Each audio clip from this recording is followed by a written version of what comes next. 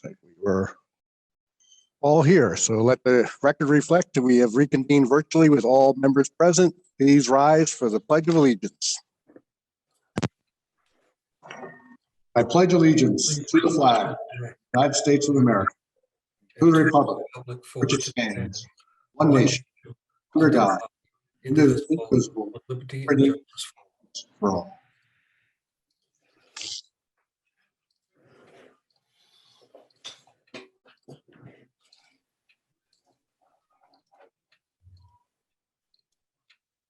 I want to take a moment to remember two longtime Madison residents we lost over the last 2 weeks. Carol Preston, longtime Madison resident, died on February 23rd. She was 76.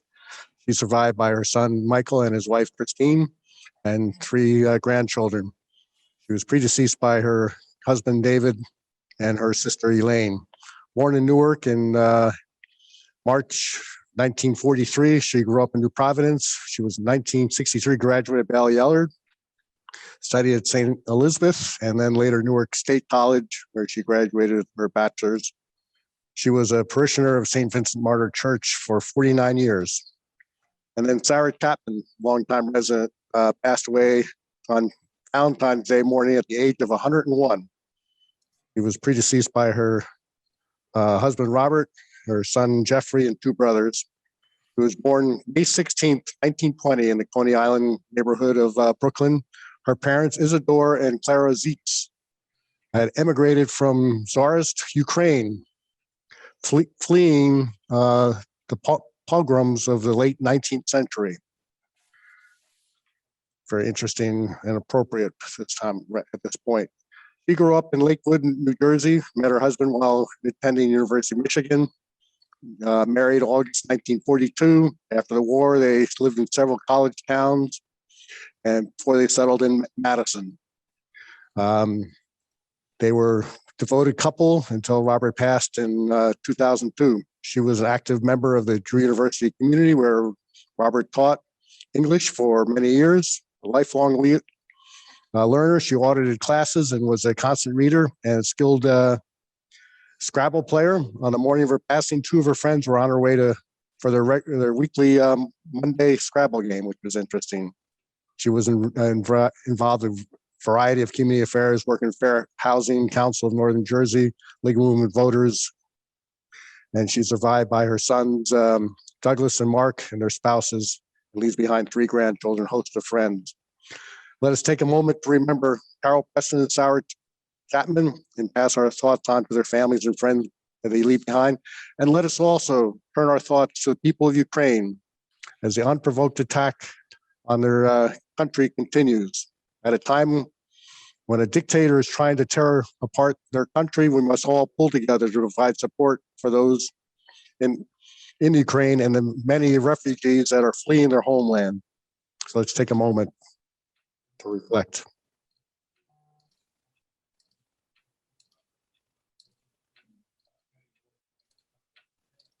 Thank you very much.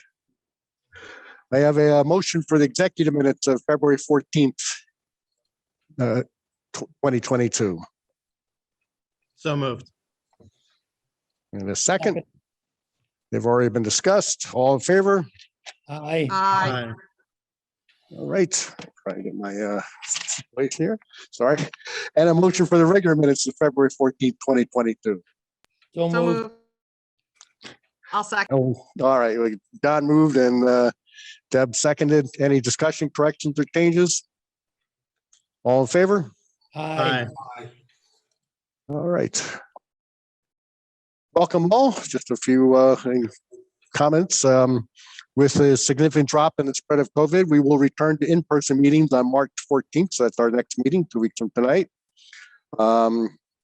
As with our last round, when we went to in-person meetings for a short time, we will be streamed on YouTube Live, so you can watch us as the meeting progresses.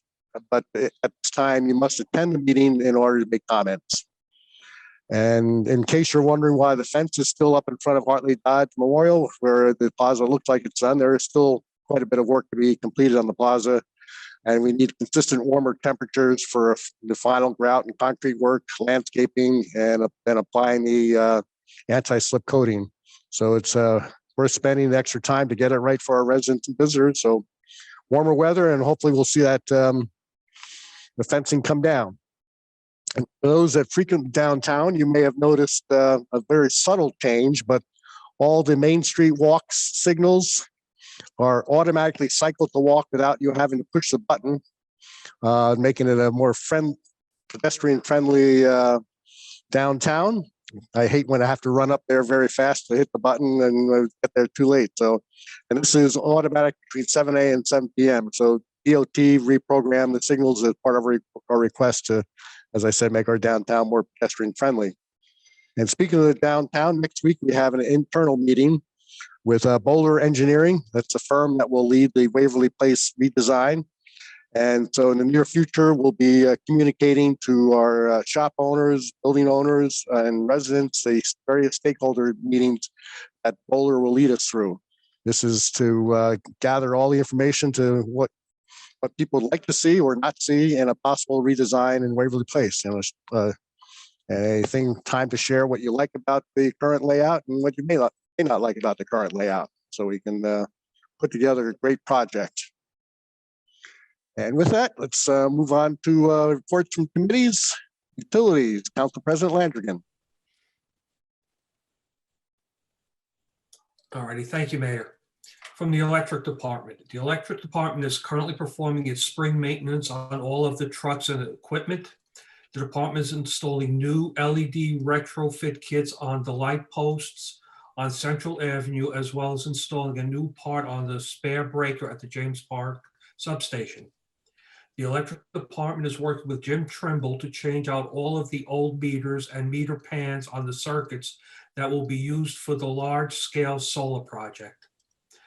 The busy residential solar installation season is already starting, and we just received 2 new solar projects for review.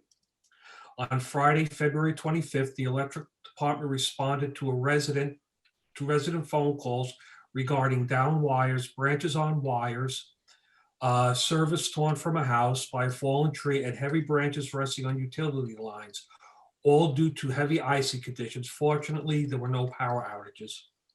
The department continues to be busy with emergency markouts, new construction services, and the converting of street lights to LED fixtures. From the water department. The water department repaired a leaky 10-inch main valve at the corner of John Avenue and Station Road. And finally, radio readable water meters are still being installed regularly. Anyone interested in having their meter changed to the automated reading system should contact the water department to schedule an appointment. Thank you, Mayor. Thank you. And public safety, Ms. Byrne. Thank you, Mayor. The entire Madison Police Department staff is now trained on the New Jersey Attorney General's ICAT, which stands for Integrated Communications and Tactics, and ABLE, which stands for Active Bystandership for Law Enforcement Training. This training is associated with the overhaul of the New Jersey Attorney General's use of force guidelines and concentrates on de-escalation tactics and an officer's obligation to intervene on another officer's actions during force incidents. The Madison Police Department is well ahead of schedule, as the deadline to be trained is April 1st, 2022. That's my report. Thank you. And Community Affairs, Mr. Hoover. Thank you, Mayor. The Madison Arts and Cultural Alliance is undertaking a major social media campaign on numerous platforms such as Instagram, Facebook, their website, the email database, etc., to increase awareness and participation in the Arts Center, all arts and culture events, and the numerous venues in Madison. It's a big project, but it's the core mission of MACA, which is to support and promote the Arts and Cultural Alliance in Madison. I'm going to forego any report on the DDC because that would be redundant for the presentation that Lisa Ellis is going to make later in her budget. So I'm done, Mayor. Thank you. Thank you very much. Finance and Borough Clerk, Ms. Cohen. Thank you, Mayor. From the Finance Department, Resolution 85-2022 is worth talking about. Every year, we pass a temporary budget at the reorganization meeting. We typically have our final hearing for the budget in late April.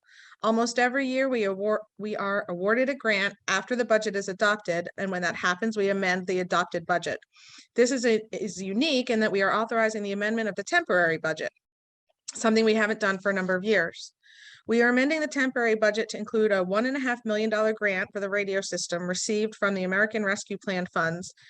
The federal government recently finalized the process for spending those ARP funds, which is why it wasn't included in the temporary budget back in January. We're taking this action now because we want to get moving on the radio project. Prices are expected to go up at the end of April, so we want to start purchasing the equipment as soon as possible. There is an ordinance on for introduction tonight appropriating $500,000 from the electric utility for the radio program, the $1.5 million of grant funds, and the $500,000 of electric utility funds will collectively cover the entire cost of the new radio system. On a different topic, just a piece of interesting finance news. Once a year, there's a large payment on the voucher list that I want about larger apartment and condominium complexes like General Wayne Apartments and the Madison Commons. They pay full taxes, but they do not get full service. They typically have private companies plow their roads, pick up their garbage. State statute permits that these property owners get reimbursed for certain expenses. The complexes submit all of their paperwork to Stacy Dooley in purchasing, and she calculates the payments as they do not get reimbursed for their expenses at their cost, but instead at our rate. For example, the per unit reimbursement for garbage removal and disposal for a resident in Madison is $160.01. So in General Wayne's case, they submitted $22,200 in garbage costs. They have 97 units, which results in a total of $15,520.97 at our rates. So that's what the borough reimbursed. We have over $124,000 in annual reimbursements going out on the bill list to the condo and apartment complexes. Special thanks to Stacy for working this important annual project and doing all the math involved. Thank you, Mayor. Thank you. And now Public Works and Engineering, Ms. Ehrlich. Thank you, Mayor. The Borough Engineer reports that questions from bidders are due this week for the 2022 Road Improvements Program at Howard Street, Norman Circle, and Shady Lawn Drive, and that bid opening for those projects remains scheduled for March 15th, 2022. HDM Plaza remedial work that the Mayor alluded to has been proposed based on inspections, contract, and quality reviews to address the need for improved drainage, handrail compliance, and masonry and joint appearance and uniformity at the plaza stonework. The completion date for the remedial work has been agreed to by the architect and the general contractor and has been extended to May 30th. Of course, with the hope that the work will be completed sooner, weather permitting. There will be a time extension change order that is necessary to extend the contract, but there will be no increase to the contract scope or cost. The engineering department staff is completing bid documents for the Green Avenue pedestrian bump outs this month. This will be funded by 2021 New Jersey Department of Transportation municipal aid. And the Cook Avenue parking lot project is being advanced to a set of bidding documents assisted by the professional services of engineering and utility engineers for design work. A Waverly Place Streetscape planning kickoff meeting with Boulder Engineering is scheduled for March 8th, which will be followed by outreach to borough businesses, residents, and other stakeholders, as the Mayor mentioned. And Helena Ruman Architects is completing re-roofing specifications for the Madison Public Library roof as a budgeted project for this summer. Options for study include both rooftop solar and solar carports that are being evaluated.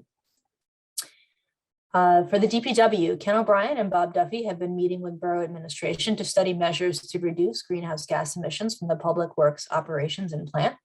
They're looking at a potential site for solar panel installation at Public Works, and they've also been looking at opportunities to incorporate light-duty electric vehicles into the Public Works fleet. Mr. O'Brien also noted that we had an ice storm last Friday in many places, including the schools, and borough offices had a delayed opening. No major incidents were reported to Public Works, and the borough salt supply is very good and will last for the rest of the winter season. Hopefully we won't have any more use for salt. And from the Shade Tree Management Board, they provided an update on public tree planting. This year, the borough has 92 trees on order for spring planting and 26 more trees for fall planting. That's it for Public Works and Engineering. Thank you. And Health, Mr. Range. Thank you, Mayor. The Health Department is currently following up with those pet owners who have not yet filed dog or cat license renewals for 2022. Likewise, they are following up with businesses that have food establishment or other health licenses outstanding. If you have not yet filed these items, please do so as soon as possible.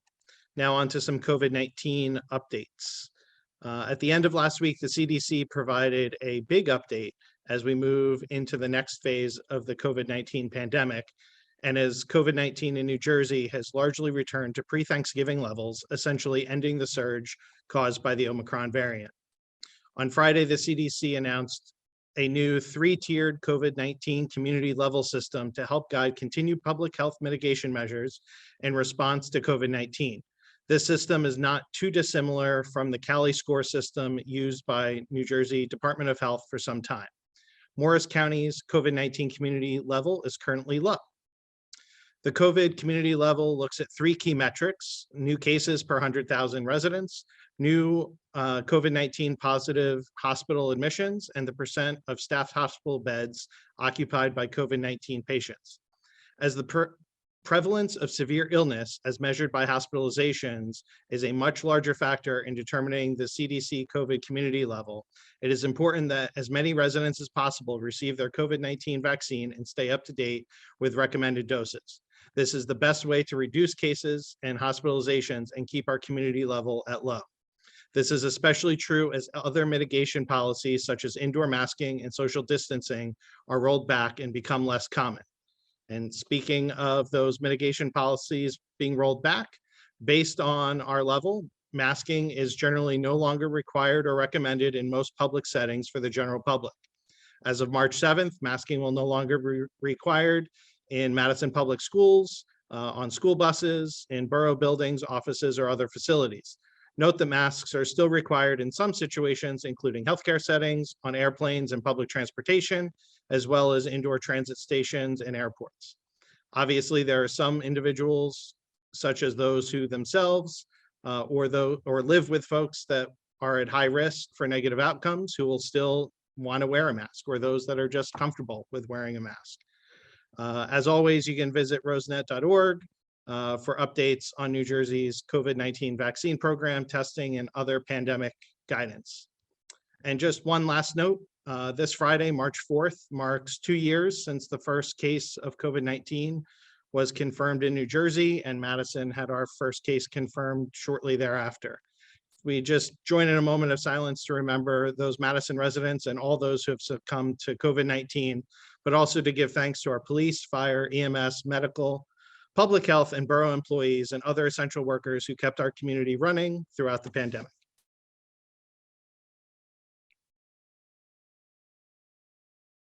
Thank you, Mayor. Thank you, and thank you for that moment. And right now, we're going to, any communications or petitions? Almost missed that next. Yes, Mayor. Mayor and Council received an email dated February the 18th from Kristen Wallerstein of the Madison Environmental Commission, inviting the Mayor and Council to the 4th Annual Green Forum to be held March 31st. An email dated February 21st from Marilyn Mazurski of Academy Road, thanking the Mayor and Council for their efforts to preserve the Drew Forest. A letter dated February the 23rd from Joseph and Cynthia Falco, 1 Waverly Place, regarding the use of parking spaces in the Central Business District for outdoor dining. An email dated February the 25th from Frank Cuso of 5 Waverly Place regarding the proposed ordinance to amend the outdoor dining ordinance, which contained additional signatures. An email dated February the 28th from Mark McBride of Prospect Street, asking to amend the electric department rules and regulations to permit the installation of solar panels on multifamily housing units. And an email dated February the 28th from Elizabeth Sauerman of Drew University, submitting a student government resolution in support of the preservation of Drew Forest. That's it. Thank you. Quite a bit. And now we go on to our first of 2 invitations for public comment. And this is limited to things that are on our agenda and resolutions, which I'll outline in a second. If you want to comment on a ordinance, you can either the ordinances are up for hearing, they'll have an individual time to comment, or for ordinances that are up for introduction, you can comment at our second comment period coming up a little bit later. So these are items you may comment on right now. Our two agenda discussions, minority internship program, and also a budget hearing. We're hearing from the individual department heads. And then these are the resolutions you may comment on. Resolution 84 is support urging swift passage of Senate Bill 330, which restores energy tax receipts. Just a very quick background on that. These tax receipts, this energy tax was originally collected by the municipalities. The utility said it's too difficult paying all those people, so the state graciously took over the collection of these taxes. And then after a few years, they started using it to help out balance the state budget, and the money is no longer used locally. So this would help provide some tax relief, and it is set up that if the money does go back to the municipalities, it can only be used for tax relief. Resolution 85 is authorizing temporary appropriations operating budget. I'm having a hard time today, sorry. This is using the allocation of the American Recovery Plan that was received, and we have to recognize it as an emergency appropriation, because otherwise we can't recognize it at all. Resolution 86 is authorizing a lease agreement with the Madison Historical Society for the portion of Hartley Dodge Memorial. This is a great news that the main level floor will be used by the Historical Society, and also so they can have a Madison museum. They are getting the space in exchange for a $500,000 capital contribution towards the renovation of the East Wing. Great show of partnership and a big step in getting our East Wing fully utilized again. Resolution 87 is authorizing shared service agreement with Berkeley Heights to provide IT services. Resolution 88 is authorizing special event permit to the Rotary Club for shredding event on April 23rd. Resolution 89 is appointing Jennifer Hupler to the position of Public Safety Telecommunications Officer at an annual salary of $50,000. Resolution 90 is appointing Juliana Lopez as a per diem Public Safety Telecommunications Officer at $22.50 an hour. Resolution 91 is authorizing continuation of electric utility rebate program for 2022. That's a program that was put in place many years ago, provides $200 one-time credit for those that are eligible. Resolution 92 is submission of grant to New Jersey Department of Transportation electrification grant program for a senior center new shuttle bus. And this would be a fully electric bus. So you may comment on any of those resolutions or the two agenda items. If you wish to comment, please raise your hand now. When you are recognized, state your name, your address, and then immediately state the topic, either the resolution or the agenda topic you want to discuss. And again, we'll have the full discussion period coming a little bit later. And for information purposes, there are 29 attendees, including many department heads. I see no hands up. So I close this part of the meeting and we move on to our agenda discussions and a minority internship program. Deb. Thank you, Mayor.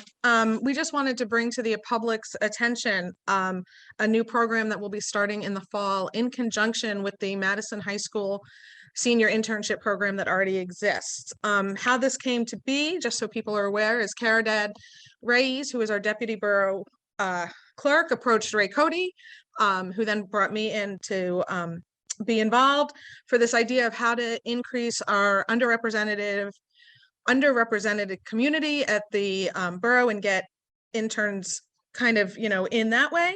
And we decided to call it the Junior Ambassador Program because we want to inspire these underrepresented students towards public service by giving them a better understanding of local government and how it affects all residents.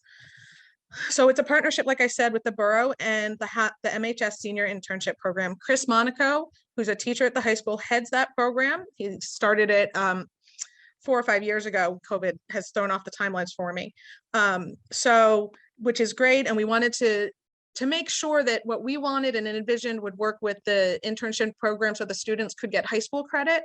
So it'll be different than our summer interns that we have, as these students will actually have 15 hours a week during the school day that they come. So they'll take their morning classes at the high school, and then they will come over to Hartley Dodge and work with all of the departments. So it won't be an intern for the finance department or an intern for the electric department. They'll spend about a month in each department, and we will be meeting shortly with all of our department heads, probably in small groups, to go over how we can make this work in their department, because we certainly don't want to make their lives more difficult, but we want these students to have an experience that's a little different so that they can see all of the different aspects of the borough. So department heads, I know you're all here. I promise more information to come and more input from you as well. So we are going to continue to promote this through the borough as we move forward, and the Board of Education.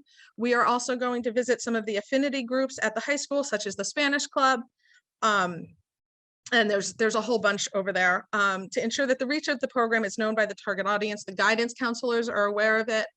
And basically what will happen is we will put it through Chris, and then they will apply, and applications will come to the borough and will be gone through, and we will pick. The goal is 5 to 10 once this gets up and running. We don't expect that in this first year, but that's kind of the goal if we can. And if it grows bigger, we'll figure out how to make that work.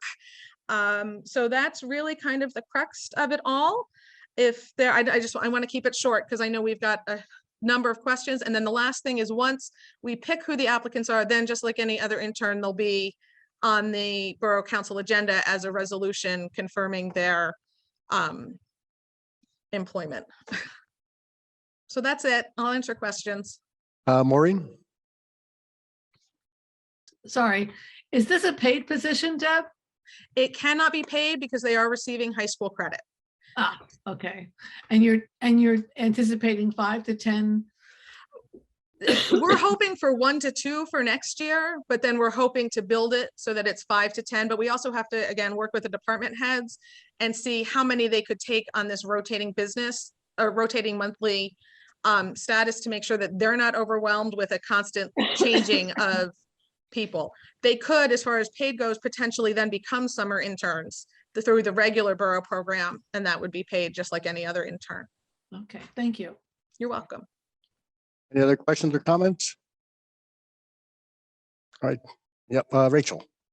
I just want to say thank you, Deb, for leading on this, for teaming up with Ms. Reyes to realize this project and this program, and to just say that I appreciate the thoughtfulness that's gone into this, and I look forward to meeting our our interns this year. Thank you so much.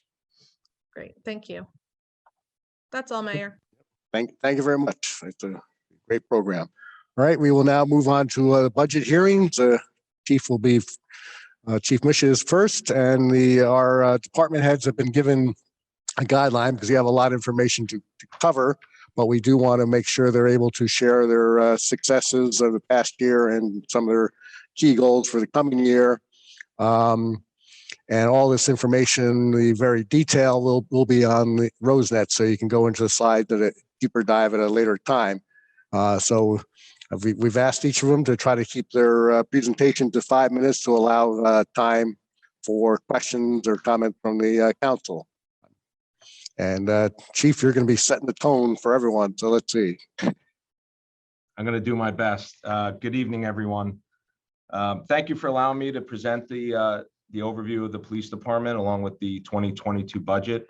We go to the next slide, Mike.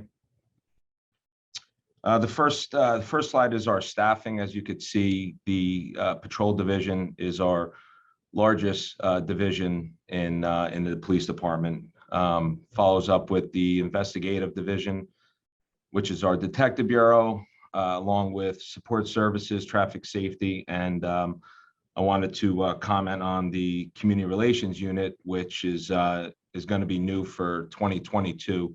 It was a goal of mine to establish this unit, and it would be comprised of officers from within the current table of organization.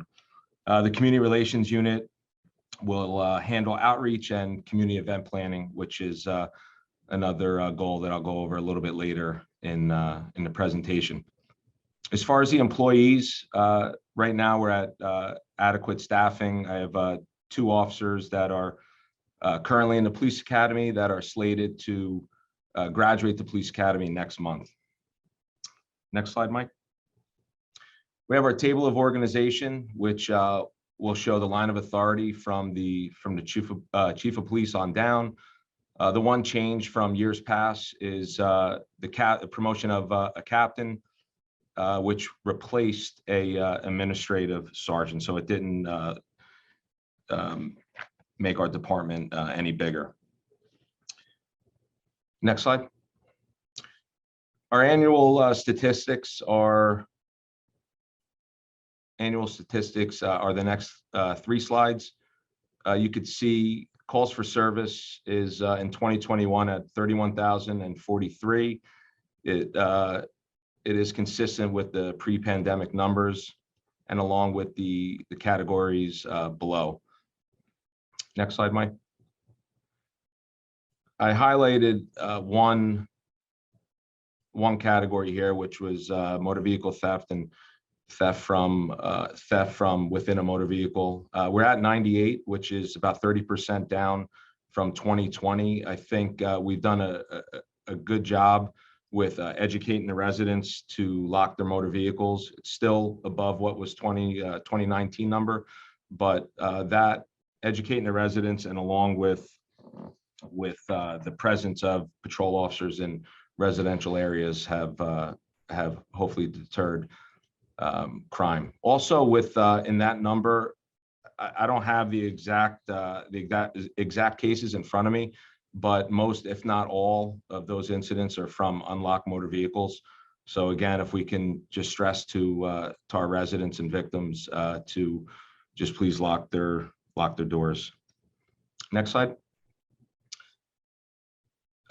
One number here that will stick out is our expungements, which from 2020, we had 18 to 2021 at 683. So I just wanted to explain that number. I'm sure everyone has questions on that. This stemmed from the decriminalization of certain amounts of marijuana, which pushed mass expungements in with those charges coming out of the Madison Police Department. Overtime, we're down 5% from the year before. And, that again, we have a full staff of corporals to help ease patrol coverage, and so we don't create any overtime. Next slide, Mike. Important goals that I wanted to mention. I know I don't have enough time. As I stated before, one is to create the community relations unit, and that's with the current officer from the current table of organization. Another goal of mine is to explore and implement a standard mental health call co-response program. It's utilizing an outside agency of social workers. And again, this will be a shared service that we're exploring between several towns. This is actually a plan that West Orange Police Department is currently using, and I've already spoken to their chief and their command staff. So it's in the planning processes right now. Also, a couple more goals of mine is continuing to increase the community events for 2022, build on what we did this past year, and also implementing a mapping system and a new radio system to include all schools, just to assist our officers with responding to calls at those locations. Next slide, Mike. 2021 department-wide training. Since I've been at in the department here, this is the most training I think we've ever had. It's obviously very important for our officers to be trained, to be on top of current case law and legislation that's coming down. Several notable training that we did department-wide was police ethics training, bias-based policing, de-escalation training, and duty to intervene training, which you'll see on the bottom is the ICAT enable. those are based on the overhaul of the New Jersey Attorney General's use of force guidelines. And again, the ICAT is a de-escalation type training for the officers, and the ABLE is basically the training of officers to intervene. You have a legal obligation to intervene on another officer's actions during a use of force scenario when they might not be doing the right thing. Also, we had department-wide training on handling calls with autistic and developmentally disabled individuals. Next slide, please. Community outreach. Again, as you can see, we've really ramped up our community engagement and planning. Several notable events. We brought National Night Out. We had the huge festival on Waverly Place that we had great feedback to. A really good partner of ours is the Madison First Baptist Church, and Pastor Craig. We had a barbecue block party in September where the mayor was on the grill along with myself, and Toys for Tots. Officers worked food pantry, served 200 meals at the church. So we're definitely want to become more part of the community and continue our interaction and events with the community moving forward. Our accomplishments for 2021. The first one being we received a $81,000 grant money, which will cover more than half of the project to upgrade and upgrade and replace our current body-worn cameras. We are adding to our patrol fleet with two additional. We added to our patrol fleet last year with two additional hybrid vehicles, and we already are looking to order two more for this upcoming year. And Chief, if you can try to wrap. Sure. Okay. Sorry. And where's another one here? And we added to our police chaplain unit also with Mother Susan. Next one, Mike. These are our budget accounts. And next one, Mike. And capital improvement. So the bulk of the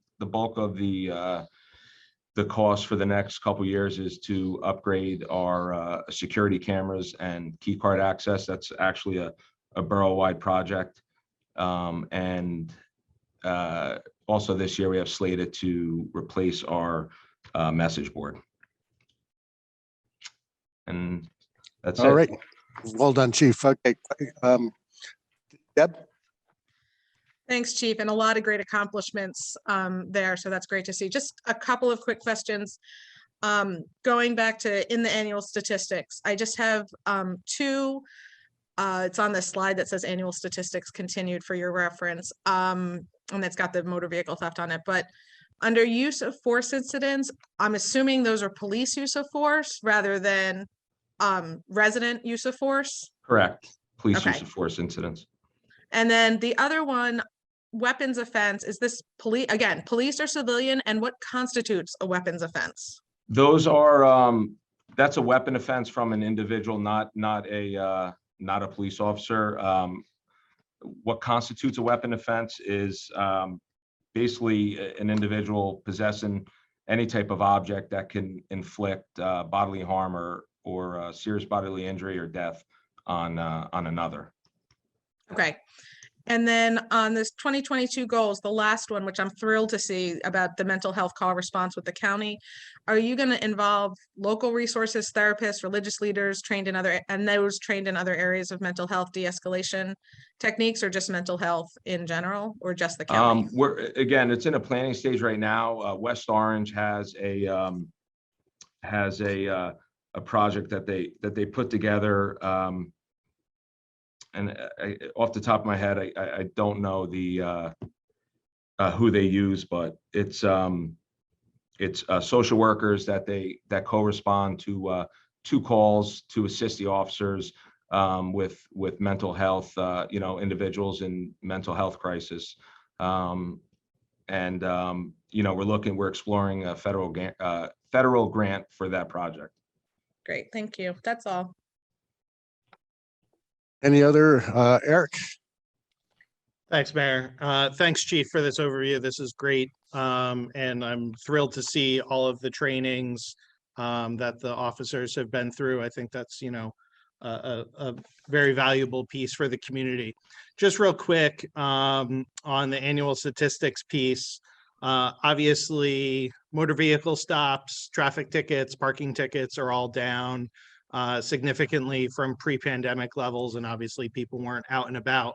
But I'm just curious, do we anticipate those going up for, year to date? I mean, we're only 2 months in, but is the pace up this year over where we were last year? Or are we anticipating all of these things remaining, motor vehicle stops down 40% against the 2019? Yeah, pace? Eric, I definitely anticipate those numbers going up. We're already, up 1,000 stops from 2020. It's definitely, our officers are out there. They're doing their thing. They're answering calls also. So, it's definitely a part of our job, but it's something that that we're going to work on improving. Great. Thanks, Chief. You're welcome.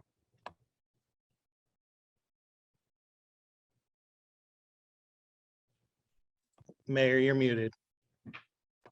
Sometimes my space bar works, sometimes it doesn't. Rachel. Thanks, Mayor. Chief, thank you for the great presentation. I want to especially commend you and your department's focus in the last year on community outreach, on finding new and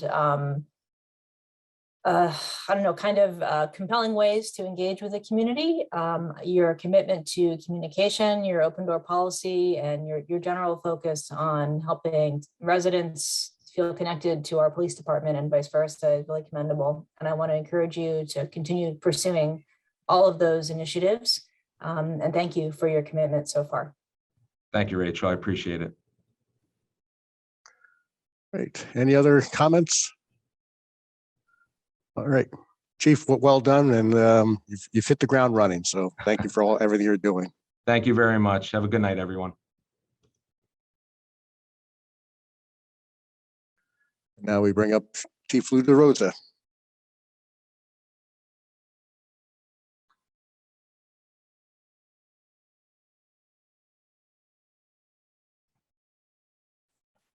Welcome, Chief. Good evening, all. And no pressure, but I think you always set the tone for hitting the time mark. So I'll hand it off to you. All right, we'll get started. Good evening, all. Michael. Yep, you're already on the slide we need to be. This is just a call breakdown since 2012, which is a pretty consistent. We've had our ups and downs, and we're back on an uptick. We kind of slowed down a little bit during COVID, but call volume has stayed steady and is pretty much on the rise, averaging about 1,200 calls per year between fire and EMS. Next slide, Michael. A breakdown of the calls from 2021, just in general, in 6 different categories there. Self-explanatory is what they are. The pump outs were from Superstorm Ida, or Hurricane Ida, that swept through here back in September. Where we pumped out many basements and also assisted. We actually loaned pumps to the town of Millburn, who got hit pretty hard during that storm too. Next slide, Michael. A couple of events, few of the events we did, fire events. Obviously the fire we had on Kings Road, apartment fire on Main Street. We did conduct joint trench drills with our neighboring departments, Morristown and Cedar Knolls, who we sister with and do trench and confined space rescues with. We've also had a fire at on Green Avenue, Shed Fire, and numerous other ones. Next slide, Michael. Fire prevention stayed busy during 2021 with visiting seniors in schools, doing some stuff virtually, some stuff in person. But they were still able to carry out their mission. And also they actually conducted 611 fire prevention inspections throughout the year, and actually 366 resale inspections for homes and apartments transactions. Michael, next one. Some of our accomplishments from 2021, although we don't highlight it up there, but we did complete all of our training, our required training, POSHA trainings, everything from hazmat and fit testing and whatever else is required, we were able to go through. We did hire one replacement firefighter last year. We have another firefighter that did retire that we're still waiting to replace. We participated in numerous other town events and neighboring events. And we also this year conducted all fit testing as we've done in the past, but we ramped it up a little bit with the health department and some other borough departments for mask fit testing. We provide that. We have the special machine that tests everybody, especially with the N95 masks that we were required to use. Next, Michael, next slide. Some of the goals for 2022, first one up there is to hire a replacement firefighter for Lieutenant Williams, who retired and came off the books last October. Also to recruit new volunteers. Those two need to go hand in hand as our department is dangerously low in manpower numbers. We want to continue our training. We're hoping to take delivery, or we will take delivery of our new rescue pumper later this summer. And we're working with our team right now to implement and get moving forward with the new radio system for the municipal entities in town. Next slide, Michael. Our capital budget for 2022, items that are on there. We try to replace 3 to 4 sets of turnout gear every year, rotate it through. They have a lifespan of about 10 years. So they'll be on that. Our ladder truck, which is 14 years old, the hydraulic lines on it are weeping and leaking, and it needs to go back to the manufacturer in Minnesota to get all of them replaced. It's something that cannot be done in the field, and we're going to upgrade in our meters, thermal imaging cameras, and hopefully, and we will get moving on our Route 24 access to 24 East. We're partnering and working with Forum Park on that project as well. Next slide, Michael. Here's our fleet. Which 2 of those pieces of equipment will be going away this year. We're replacing 1 piece of apparatus, replacing 2 with 1, Engine 3, which is a 1990, and Rescue 4, which is a 1995. We're combining the 2. We were allowed to do that, or able to do that, because we were able to purchase a trailer to carry all our confined space and trench rescue, technical rescue equipment, rather than carry it on a truck, because we don't use it on a daily basis. Next slide, Michael. Replacement of our, as I mentioned, 1 apparatus, or replacing 2 with 1. That's actually the CAD drawing of our new apparatus, which we ordered over a year ago, but due to COVID and supply chain issues, it's been delayed in its production. I talked with the manufacturer last week. Hopefully it's going into production middle of March, and we should again see it sometime middle to end of summer. The other picture there is of our trailer, which in conjunction with purchasing that allowed us to put all our technical rescue stuff on that trailer. It was purchased a year and a half ago, totally outfitted by the firefighters in the department, putting the shelving and mounting the equipment. And it's in service and in use for confined space and trench rescue and technical rescues as well. So we're hopefully going to get this year. Next slide, Michael. And that's it. 5 minutes and 54 seconds, baby. And I had you at 53 seconds. So, you know, well done. Bob, did you have your? Yeah, I did. Chief, that was a great presentation. And I just have one comment and then a question. The trench rescue. A few years back, I remember going with the squad and you to a trench rescue in, I believe it was Morristown. Is that a specialized field? I mean, not all departments do that, correct? Correct. Yeah. That was Morristown. That was a long time ago. We do that sistered with Morristown, Morristown is also part of the UASI group. So they have a lot of technical rescue and equipment, and Cedar Knolls as well has specialties for it. We work together and we back each other up. If there was an incident in Madison and even in Morris County, the 3 of us would be going together to handle that. Okay, that kind of leads me to my next question. Your department is very well run, but how often do you go out of town to help other departments, which let's say are not as well staffed, that may be primarily volunteer, that don't have enough people? Because when you go out of Madison in theory could be, vulnerable. So how often does that happen? Does that take up a lot of your time? It doesn't happen as frequently as you may think, but it does happen more frequently than it did years ago. We have a countywide mutual aid agreement that every municipality in Morris County had signed into, I want to say maybe 8 years ago, 9 years ago, where we all agree to help each other, realizing that there's a shortage of people. When we do go, and we don't go primarily to any one particular town, we pretty much help all our adjoining towns, and they help us as well. When we do go to another town, the county fire coordinator, and there's actually a main one and 4 others, get notified, and one of them or 2 of them will respond.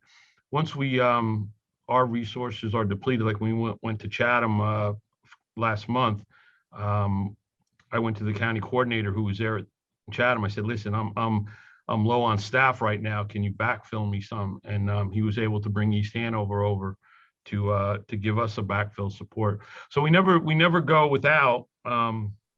Summit has come over to cover for us when we've been on calls, both in and out of town. And one hand washes the other. We help other communities, and other communities have helped us. That's great. Thank you, Chief. Appreciate it. Deb? Thank you, Chief. First, I'll give you a funny story, very brief. As I was going through this, looking through the information over the weekend, I contacted Jim and I said, why in the world is the fire department involved with Ring doorbell removals? And he reminded me, and just for other people, no, you're talking about actual rings that get stuck on people's fingers, that you have the special equipment to deal with that, which I know you've said in the past, but I forgot. Yeah. It's not really high tech equipment. It's more training and whatnot. But actually, last year we had 5 of them, where we had people come to us to take anything from rings to other things that get stuck on fingers as well. There you go. And then the only other question I have is, at your 2022 goals, because of the shortage, and I know as a volunteer myself in both my work and personal life, volunteers are hard to come by, no matter what. Is there a reason that current borough employees, maybe possibly DPW or others, cross-train so that they could be volunteers since they're at work every day? Obviously, depending on what they're doing, that I don't want to make DPW mad and say, oh, we'll train yours. But my thought is, would it give you some backup on those volunteers that they would, be able to help and bring up your numbers a little bit? Well, the truth be told, that's always been a standing practice, not only in Madison, but virtually any other community. We've had over the years numerous other borough employees and other agencies be a part of the department as full-blown members. I mean, presently right now we have one, Jimmy Finelli, from the water department, who's a support member, who does respond when he's available to, but we don't have beyond that right now. There isn't any.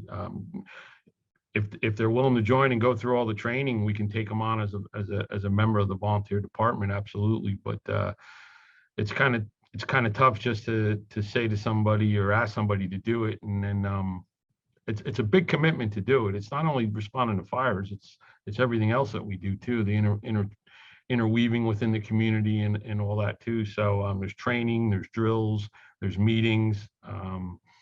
So is it something that could happen? I would say, yeah, because it does happen. It's just that there isn't a whole lot right now that are members of the department that are also working in other borough agencies, Well, and I was just wondering, maybe it's worth a conversation with Jim and or Ray to see if there are maybe some incentives so that we can get some more, which, will help boost those numbers. But I don't want to ask too many questions about it. Yeah, and listen, and we've told, Jim and I have talked about this, and so has Ray.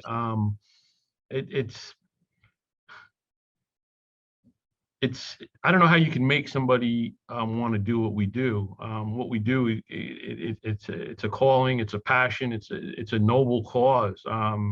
It's something you really got to want to do, to risk your life for other people, and you know, save their lives. To arbitrarily think someone, you know, you're going to give them a bonus to be a firefighter. There's more to it than that. It's teamwork. They have to build, I don't know, the respect of the others, and the others have to have confidence and trust in them, because you put your life in their hands and they put your Absolutely. there. So it's not that simple. It's not like sharing, you know, someone to do clerical work. It's Oh, not no, I easy. didn't mean to make it sound like it was that easy. I apologize if I did. That's okay. It was just more something worth exploring. Now, you couldn't pay me or volunteer me to do what you all do, because it's great work. But anyway, like I said, we got a lot to go, so I'm going to shut up. We can talk offline about it. Okay, thank you.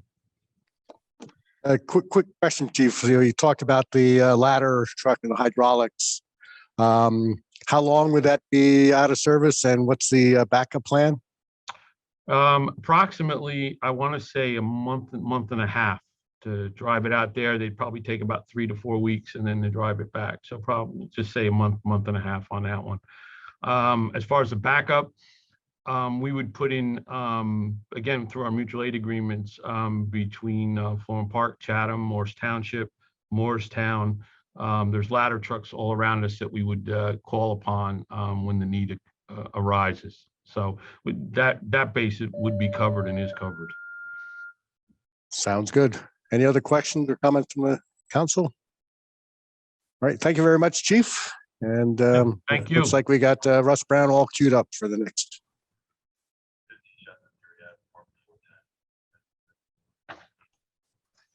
Good evening, Mayor Connolly, members and council members. Can we do the next slide, Michael?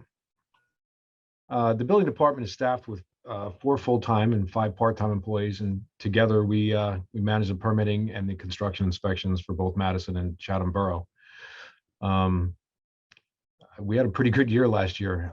Given the events of last year, I thought I'd be coming to you and trying to explain the downturn in revenue and inspections. But as we look at the reports, the exact opposite has happened.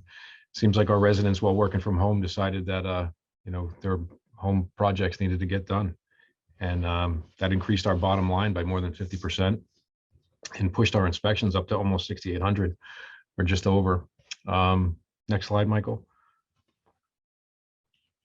On this slide, we just tried to show some of the more of the daily tasks of the department and highlighting some of the larger projects that you may be familiar with, like the YMCA pool or the Madison Market. We also noted some of the projects that don't necessarily generate revenue, but fall under the responsibility of the department, like municipal projects, or we do some shared service or conflict of interest, excuse me, where if a council member or a administration member is doing some work on their home or a property they own, that we can't do the inspections, it's deemed as a conflict. So we reach out to some of our neighbors. We help them, they help us. Next slide, Michael. Some of our goals this year are really just to manage some of the larger projects that are underway, such as the 4 Community Place or the Chatham River Road Urban Renewal Project, while we maintain, you know, service for our residents and their projects. Some of these bigger items are going to chew up a lot of time, but we've been through it before. Next slide, Michael. For my budgeting comments, one thing I'd like to mention is that we're working towards online permitting. It's a requirement the state is going to have this year that will require us to be able to accept applications as well as permits. It'll enable our residents to submit online both the applications as well as the plans at any time or day or night, and it also reduce our counter time with for both of our staff as well as residents or applicants. If the way things are looking right now, 2022 should be another really great year. And that's about where we're at. Thank you, Russ. And you went well below the Chief DeRosa's. So you I'm not as appreciate eloquent as Chief. it's a well-oiled machine, and the the shared services working very well, I think. And so it's good to see. Deb, and then Eric. Just a quick question, because you answered all of my other ones. On the revenue that was generated this year, I'm assuming some of that is directly connected to COVID with adding home offices and et cetera. Based on what you've seen so far this year, can you look into your crystal ball and say if you think this will continue into 2022? Do you expect to see a leveling off? Well, right and now, I realize it's a crystal ball question. yeah, well, right now we've got some big projects slated. That the urban development over in Chatham is a 247 unit apartment building. We've got big projects like Community Place, and we're thinking that the Madison Theater project, 14 Lincoln, might be going this year too. So it should be a very good year revenue wise, I would expect. People are still moving forward with their projects, their home projects. Great, thank you. Certainly.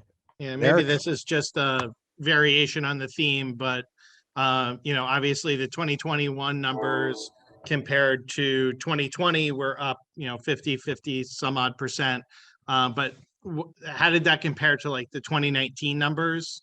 Like, are we not reset yet, or we are now exceeding where we were pre-pandemic anyway, and all these other big projects coming in 2022 are going to put us in even better footing? My recollection, I don't know the numbers off the top of my head, Yeah. but 2019 was a good year as well. We had Okay. KRE and a number of other, we've had a pretty good run. I can get those numbers for you. Yeah, I'm happy. and I recognize I'm kind of asking for 2 years numbers, but I'm just trying to, see where we're leveling out. But Absolutely, I I'd be appreciate happy to get those to you.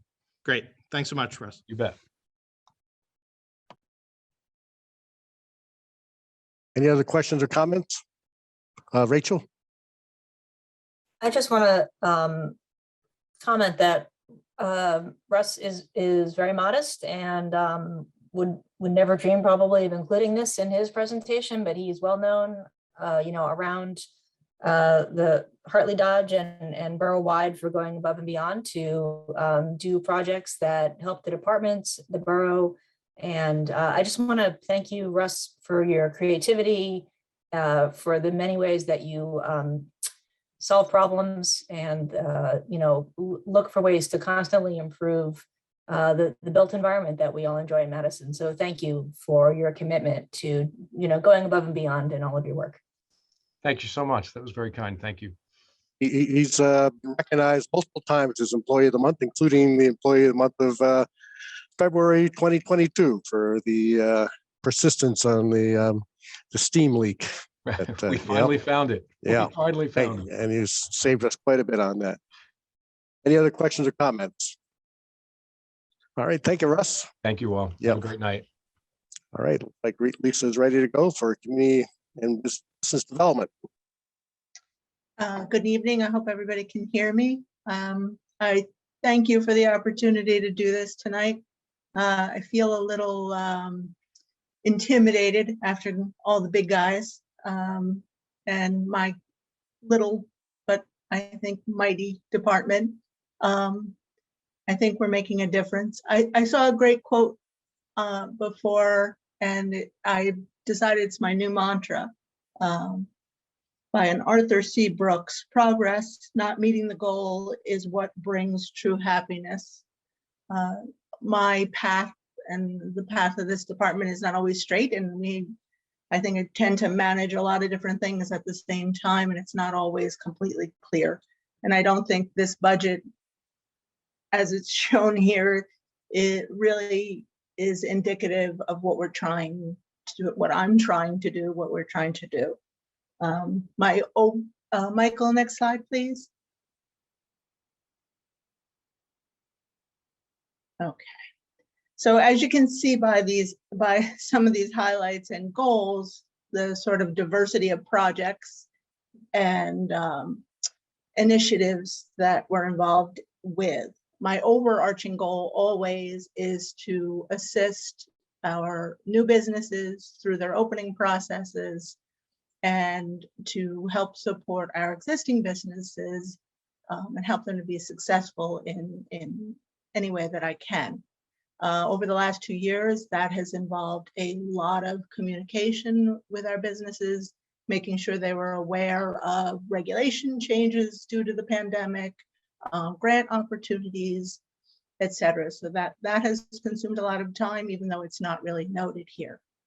And I can give a shout out to Russ Brown too, because without him and him working with Jim Burke on the installation of all our new EV chargers, we wouldn't be where we are right now. We were able to pursue a second grant and get that, and those chargers are in and operational. So we are now, we can now tout the fact that we have 10 dual charging stations, open to the public throughout the town, which puts us at a very high level as far as at least the local area and probably on the state, around the state as well. We are becoming a leader in this field, and I'm hoping we're going to do, some more things this year. We have to look at DC fast chargers and other great things.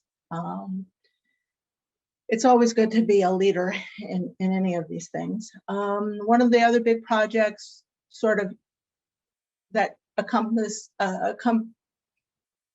a lot of 2021 was the project with the DDC Marketing and Economic Development Committee, and then the steering committee to establish a brand new gateway and wayfinding signage system.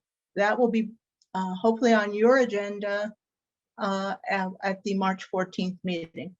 We've been working with the consultant Merge and developing that program. The other thing we were able to do with the DDC Public Improvement Committee was establish a concept plan for the park adjacent to the Museum of Early Trades and Crafts. It's a pretty cool project, but it's going to take a lot of further development, et cetera.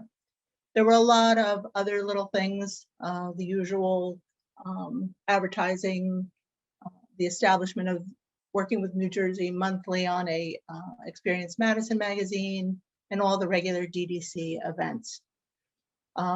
This year, we're really, in addition to furthering the gateway and wayfinding signage plan and the METC Park Art Walk, we're also looking at working with the DDC Arts and Events Committee to create a public arts plan with John Petrowski and Maca. So there's a lot of little different things going on. We also too want to finalize, the PIC committee wants to finalize an Adopt Space program, and we need to further the reach of the borough as far as advertising, et cetera. Next slide, Michael.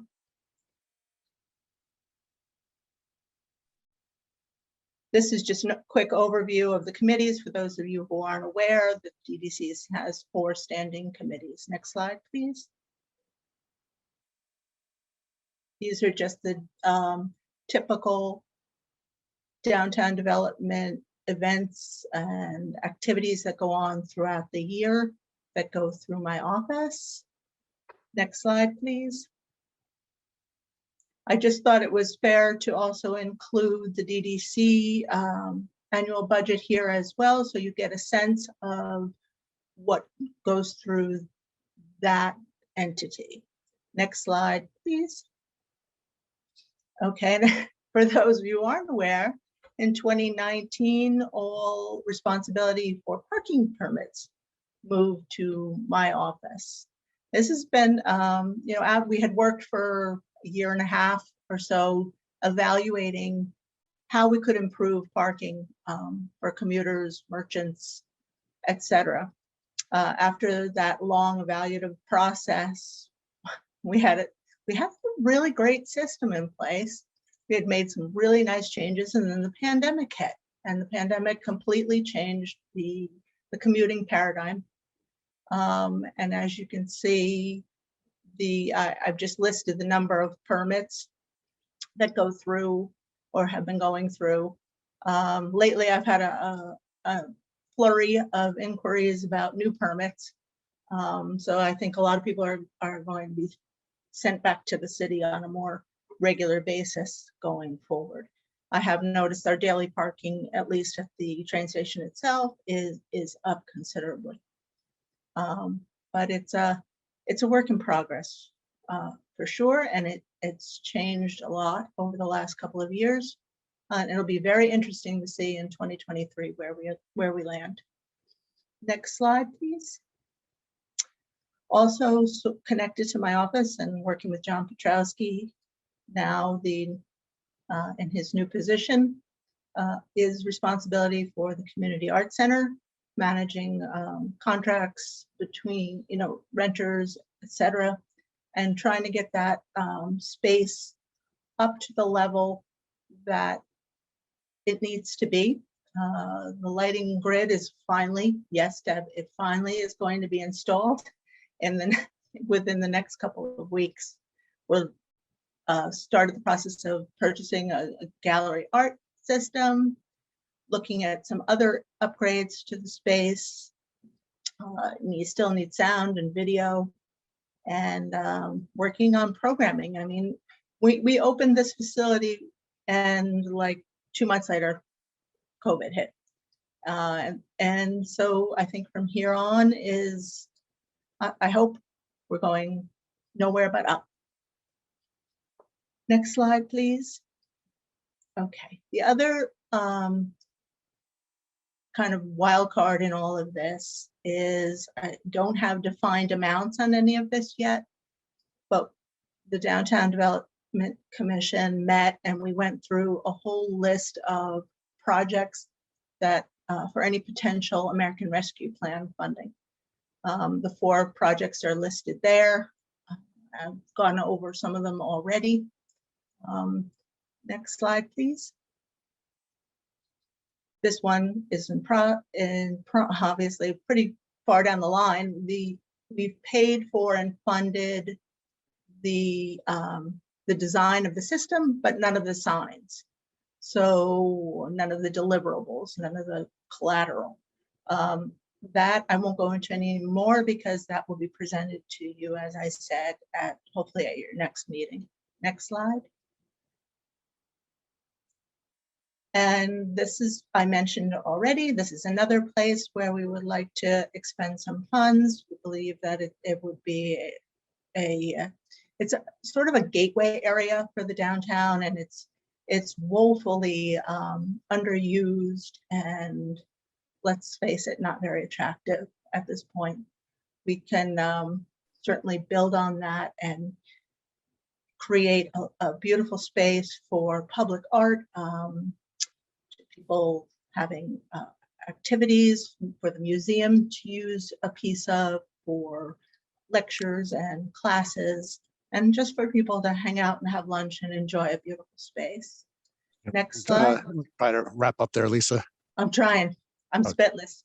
And then just this is the last one, the Facade grant program, which we would create a fund to which businesses could apply for some help when making some basic signage and facade improvements.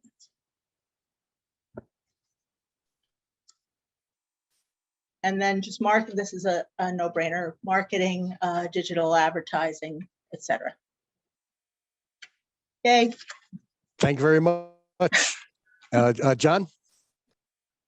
Yes, thank you very much, Lisa. That was just an extraordinary presentation. And I want to tell you that it is a pleasure working with you. You are an extraordinary individual. Not only the things you do, the variety of things you do, the timing of all the things you do, but to keep us all informed about what's going on is just extraordinary. And I want to thank you so very, very much. I mean, you're just outstanding. It was a great presentation. Thank you very much. I appreciate it. Thank you. Deb? Just a quick comment, really more than a question, and it's something I've mentioned to you before, but just so everybody can hear, with the new programming. I know COVID screwed up the whole art center, but just keeping in mind programming for the younger crowd, 20s and 30s, as well as our older crowd, so that everybody, you know, participates in different ways and in different things, and just to make sure we're doing programming for both, or really all parts of our community, but both younger, elder, and those of us in the middle can choose either way. And that's what the advantage, and like I said, what you see on paper in this presentation for my budget doesn't reflect how generous the administration and the council are when I come to you with a project or a need. I've been able to tap into other sources of funding, capital funding, celebration of public events, and pandemic relief funds to build on some of these programs.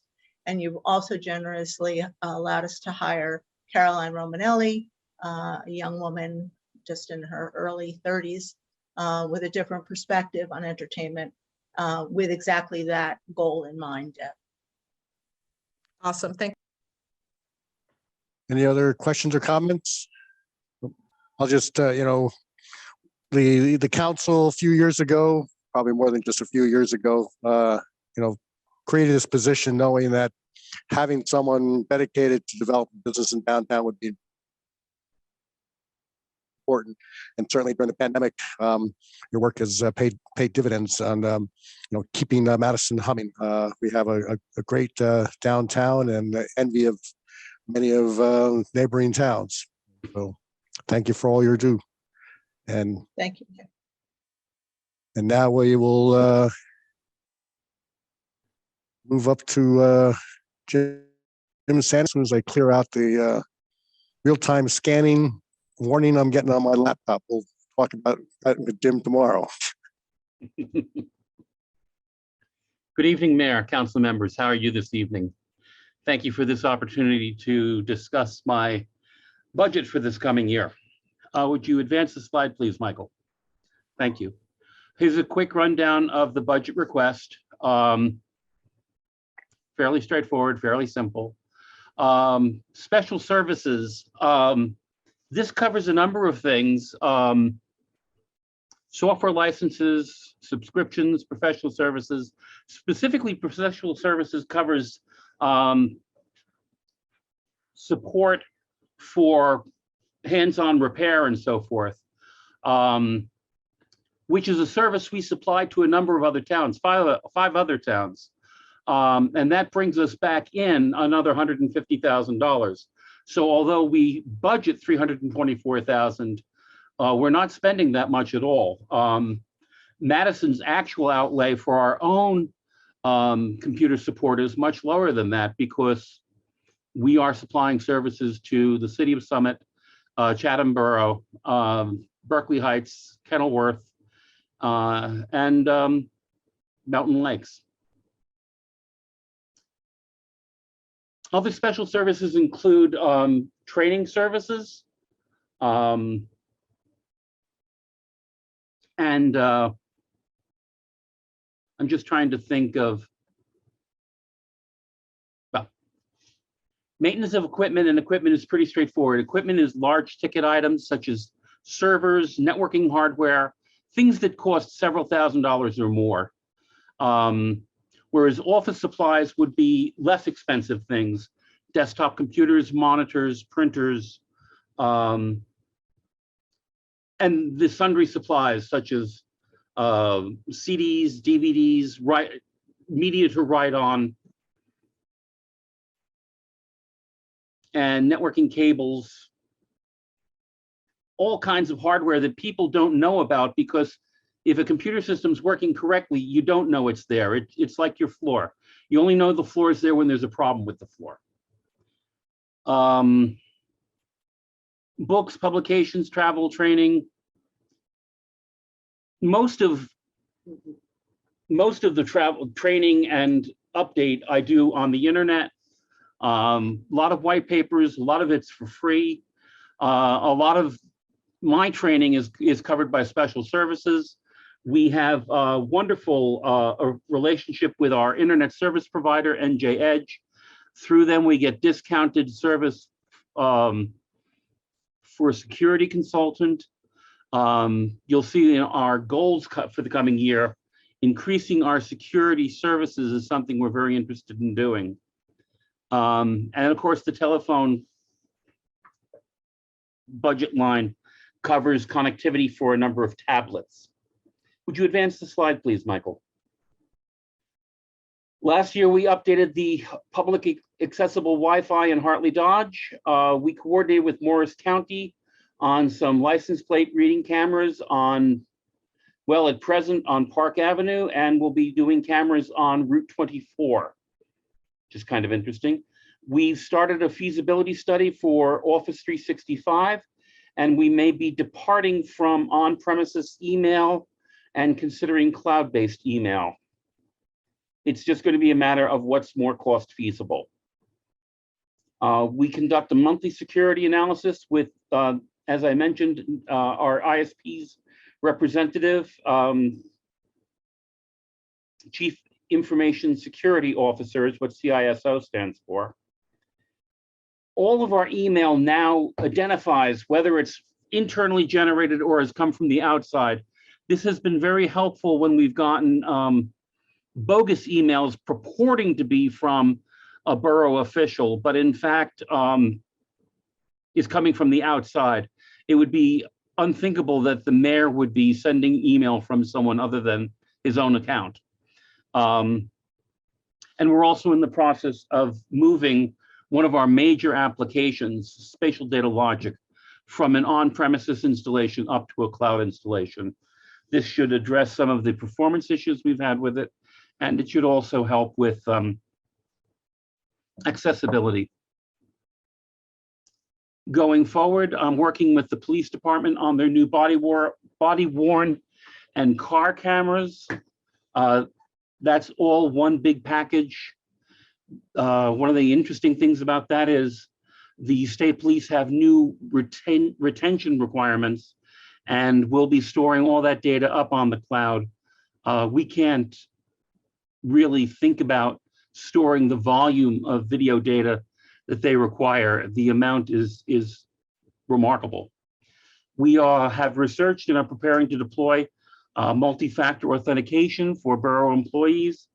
That's going to require people to, you've probably encountered this already, where to log into something or to access a resource, you have to get a code on your smartphone or an email and enter a code.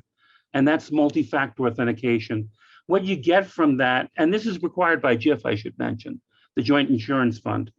What you get from that is, even if your password were compromised, someone can't access your account and your data assets. So two important things we're really looking for to improve our security is monitoring of the traffic through our firewall. So we'll identify if people are trying to break in or if software has been put onto our network that is trying to communicate out.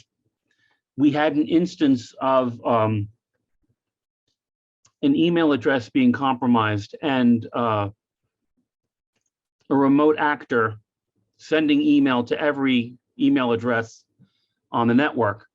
And working with the NJ Edge personnel, we were able to, in under half an hour, identify where that actor was working through and shut them down. So improving our monitoring of traffic through the firewalls really going to help improve our security picture. We're very concerned about security going forward. We have 2 video conferencing stations in 2 of the conference rooms in Hartley Dodge, the committee room and the trustees room. I'm not entirely satisfied with the integrity of the systems. We're going to be upgrading the computers on them. We have implemented, or we are in the process of implementing, a cloud backup strategy. And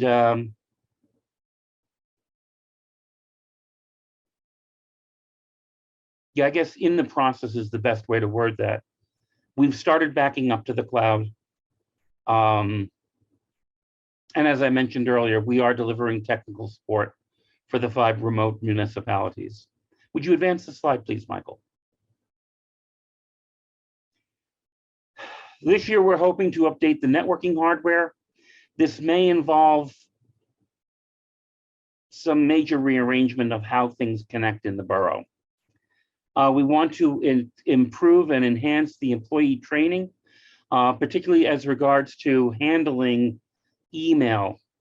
Depending on what security consultant you talk to, between 20 and 90% of ransomware attacks in particular are initiated through people clicking on things in email that they shouldn't click on. We have been pursuing training our staff for 7 years, but of course we have turnover, new staff have to be trained. And one of the special services that we subscribe to is a very well thought of training company called KnowBe4 that has a wide array of training programs they offer.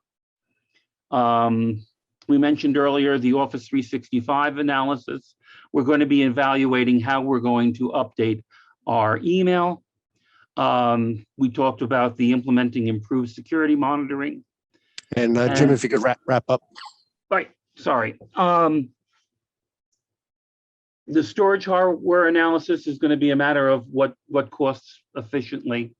And we talked about the security awareness training. Next slide, please. That's that. There we go. Thank you, Jim. And I did get bounced out for a while, so seemed very ironic that happened during the RIT section. But I often say to people that if these things actually worked, I'd be out of a job. There we go. Yeah, we go. Yep. Deb, and then Eric. Just a quick question and a comment. With all of the server equipment and all of that sort of stuff, are we renting, are we leasing, are we buying? Does it depend on what it is? And what about support? Are we 24/7, 365? The short answer is it depends. Server hardware is 24/7. I don't spend the money on desktop computers for 24/7 because the majority of the operation is not 24/7. We do have desktop support on call 24/7, and the police are not shy about calling AJ or Archie outside of normal business hours. So that covers that. The networking hardware technically is 24/7. We can initiate a call anytime we want. Makes sense. We tend to purchase, not lease. We investigated leasing laptops 2 years ago when COVID hit. And what we learned was we would spend 95% of the full purchase price for a 3-year lease, at the end of which term we would return the hardware and have nothing. Computers that we buy have a 5 to 7 year life expectancy.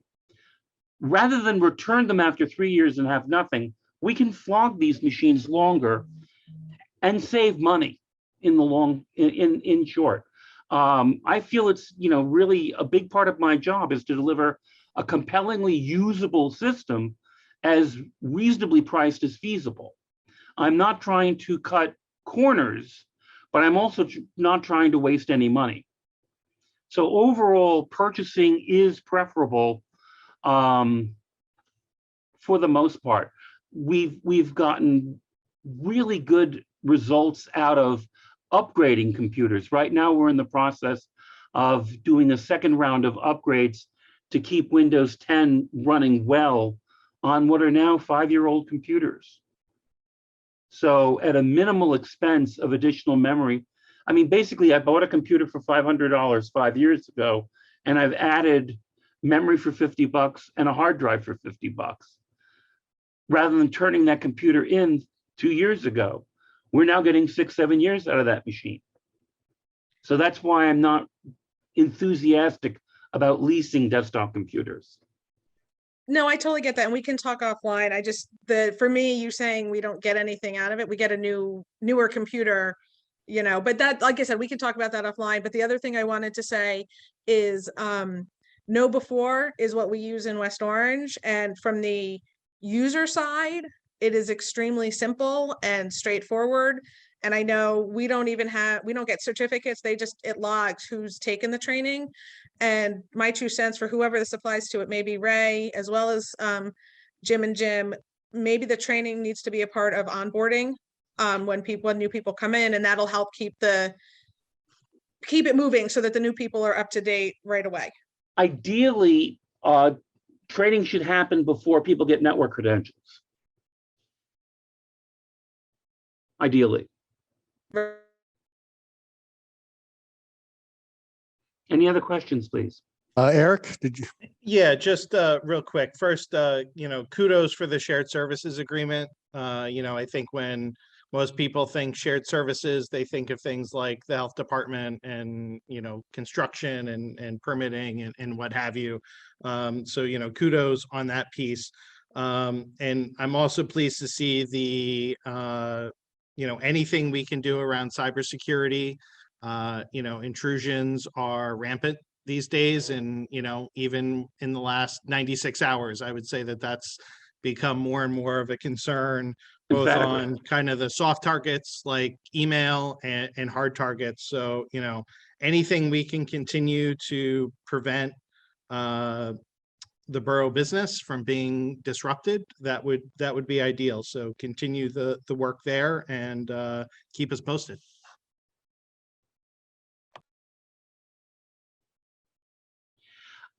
All right, thank you, Jim. I think Rachel, sorry.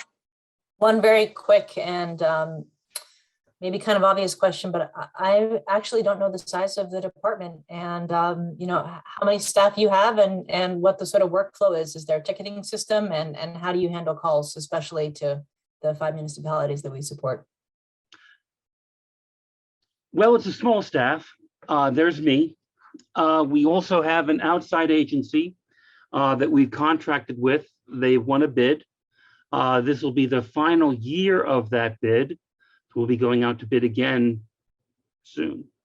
They have 2 personnel, and I also have an intern that does some light work, and that's our staffing. We do not have a ticketing system at present. I request that people send email to a group email account called Tech Team. That way I can keep track of what service requests are out there. And I can monitor that responses are being made.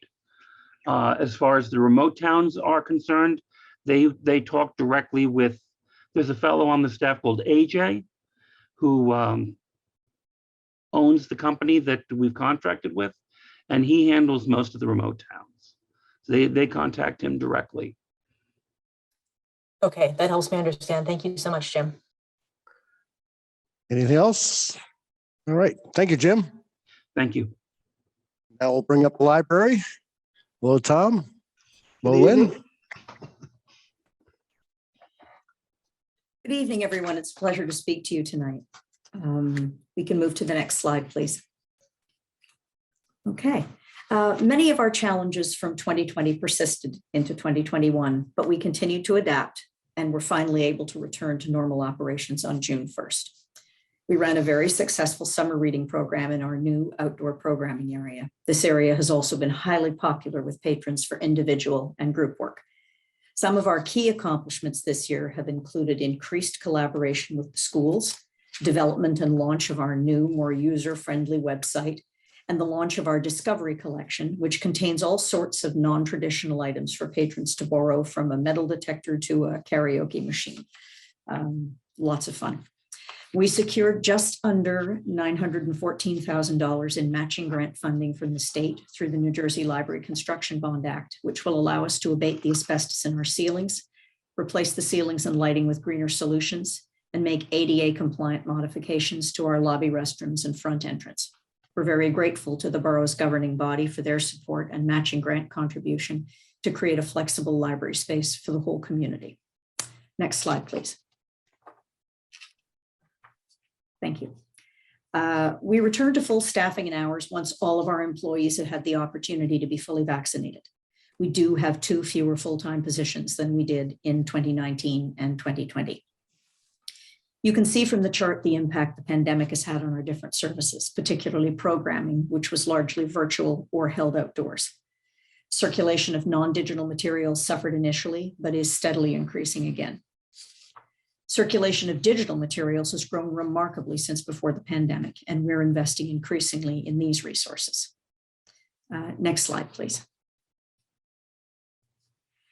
Our 2022 goals can be summed up in one word: construction. Once the grant agreement has been signed, we hope to proceed quickly with our project, going out to bid in the summer and beginning construction in the fall, ideally. We plan to maintain library services during construction at a temporary operation, which we're currently exploring. And now the library's treasurer, Dave Luber, will discuss our finances. Next slide, please. Okay. A total budgeted expenses for the library in 2022 are up about 2.3% from our 2021 budget. Our largest expense is, of course, personnel, salaries, Social Security, health benefits, and PERS. As you can see, our personnel budget is down $49,400 from 2021. Much of this has been achieved by a reduction in part-time staff hours by about 34 hours a week. At the same time, our other expenses are up by a little more than $108,000. There are two components to this increase. One is that the library is now assuming our share of the borough's insurance premiums that are attributable to coverage for the library. That will come to $50,000. In addition, our annual MAIN, that's the Morris Automated Information Network, assessment of $61,000. As noted in the footnotes on the chart, 2021 assessment was prepaid in the fall of 2020, and prior to 2021, the borough funded about 3/4 of the MAIN assessment. We now absorb the total assessment. Next chart, please. Operating income. The increase in the borough support line reflects a modest increase of $13,515 in the 1/3 mill library appropriation for 2022. This value is established by the state. The second line should really read endowments and trusts. There just wasn't enough room on it. We are increasing the library's contribution from its endowment fund for 2022 by $15,000. That will make the total endowment contribution equal to $215,000.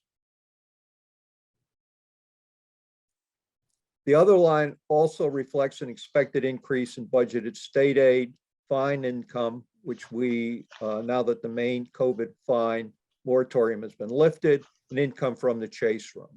$0 were budgeted for fines and chase room income in 2021 due to COVID-19. Variable contributions are outside the borough budget. I will note that after a hiatus, the Friends will be hosting a Touch a Truck event in 2022. Next chart, please. We see that we'll see that there's an increase. This is a summary. In summary, we have increased the 1 mil statutory appropriation from 2021 for $13,500, which is still less than what we received in 2020. We've assumed the $50,000 insurance expense from the borough, and there's been a $10,000 increase in charges now that we're getting fines and chase room usage again. And we are increasing our endowment contribution thanks to the stock market. That's it. Next chart. All right. This chart reflects the impact of that big state grant that is in throes of being submitted in multiple paperworks. That number one just went in this prior week. Roof repair replacement $300,000 and the remodeling $450,000, which is the borough share of the match. The library is contributing $457,000 to match. So there was a total, as the footnote indicates, $1,828,000. The original grant request that we did was in 2020 for $2.8 million. We were not awarded anything in that particular round, and went back and reanalyzed what was a problem with what was included in there. One of those was the roof repair and replacement was reviewed and considered by them as being just an ordinary part of maintenance and should not have been part of the capital new aspect. And so that was one of the items. The other item that we ended up doing was saying, we then analyzed what would be the size of the grant that we would work with the architect and other people that have been involved with the grant activity. And so you can see we had a 2.9 million in 2020 and $1.8 million. The still project is still at roughly that 2.9 million. What will happen is the library will support and make up of the difference in that particular. 300,000 of that is the roof repair. A little bit of history. I'm not sure many of you know that the library was adopted by a vote of the citizens of Madison in the 1950s. Before that, it occupied the building that now has the museum, and that was operated as a private library and partially subsidized by the borough. And so coming in 1950, it converted over then to a free public library. The building that we occupy was finished in the late 60s. And basically the arrangement is by state law that the borough must furnish a physical plant for the library to operate. The library, working with the borough administration, the mayor, and prior councils, we basically have had kind of the understanding that the shell of the building is basically funded largely by the borough, and all of the internal activities, the repairs and maintenance and things of that nature are funded by the operating budget of the library. So basically, we hope to have this underway in 2022. The big thing that Lynn indicated, we're in the throes of searching so that we can continue to operate the library. I think maybe not telling tales out of school, the approach I think we're going to be taking is using the trailer approach, which will be occupied in our parking lot. We had taken a look at a number of locations and parking was just not readily available. Size of and readily accessible for handicapped just wasn't provided. So the idea of using trailers, which can be really easily accommodated. So from that standpoint, I think we're pretty sure we're going to be using that. And well, the big thing to do is get the contracts out once we get all the contracts signed with the state. With that, questions that for any of us, Dave, Lynn, or myself? Very good, thank you. Questions or comments from council? Very thorough presentation. Looks like you covered everything needed to be. Operations to. You Yep. told us 10 minutes and we tried it. Yep, and you're just under there. So, all right. Thank you, Tom, Dave, Lynn. We'll bring, as we bring Bob Vogel up, just so our public can plan and our council members who circulation to your toes is probably cut off. We will, after Bob Vogel's presentation, we will take a 5-minute break and then move on to ordinances for hearings. And Bob has promised to hit 10 minutes, so. 10. We have 5 on our side, Mayor. Yeah, we have the total 10. Yes, thank you for the correction. Go ahead.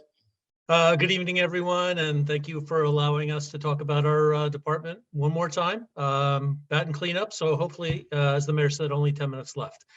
Land use services obviously had a great year with engineering. Our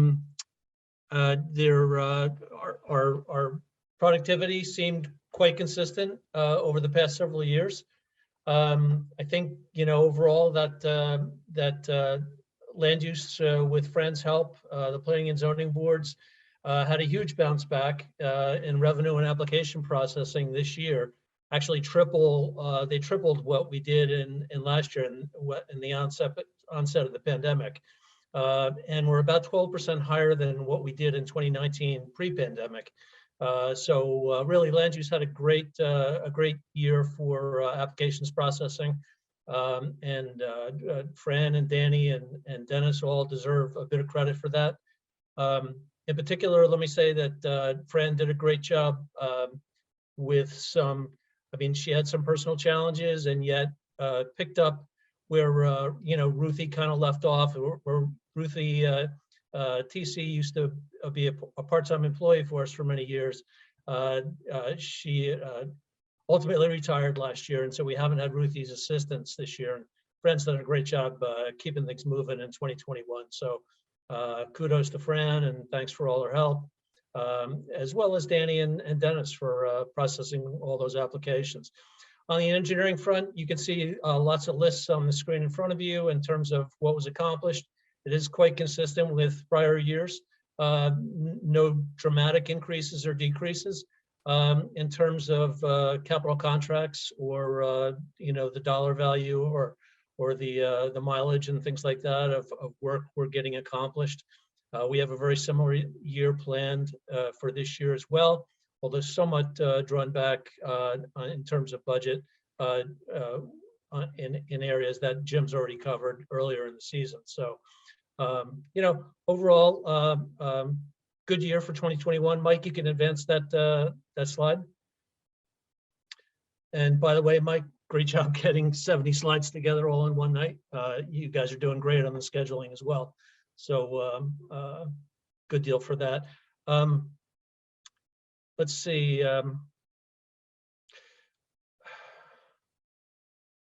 I think as far as this list is concerned, it just confirms that the land use services, you know, had 744 zoning permit applications. The team's done well. Most of the people that come in the door wind up knowing Fran, Danny, and Dennis's name on a first name basis before they move on. And so, but the important thing is, you know, they process a great deal of applications in a fairly constrained way as far as municipal land use laws and things like that are concerned. It is a very public and open process, very well defined. Sometimes the public gets a little bit frustrated with how quickly it moves, but given all the tasks that are required with that public process, you know, we appreciate their patience at times and still do get a fair amount of work done every year. And so happy and proud of our group, which again is full-time 4 people. So Michael, you can advance the slide one more time. For 2022, hoping to get all our capital projects up and running. Hope to have a similar processing year as far as application production through the land use boards and through the zoning office. As you may know, the roads have already been launched for the most part. We advertised the 2022 road program and the MRC trails.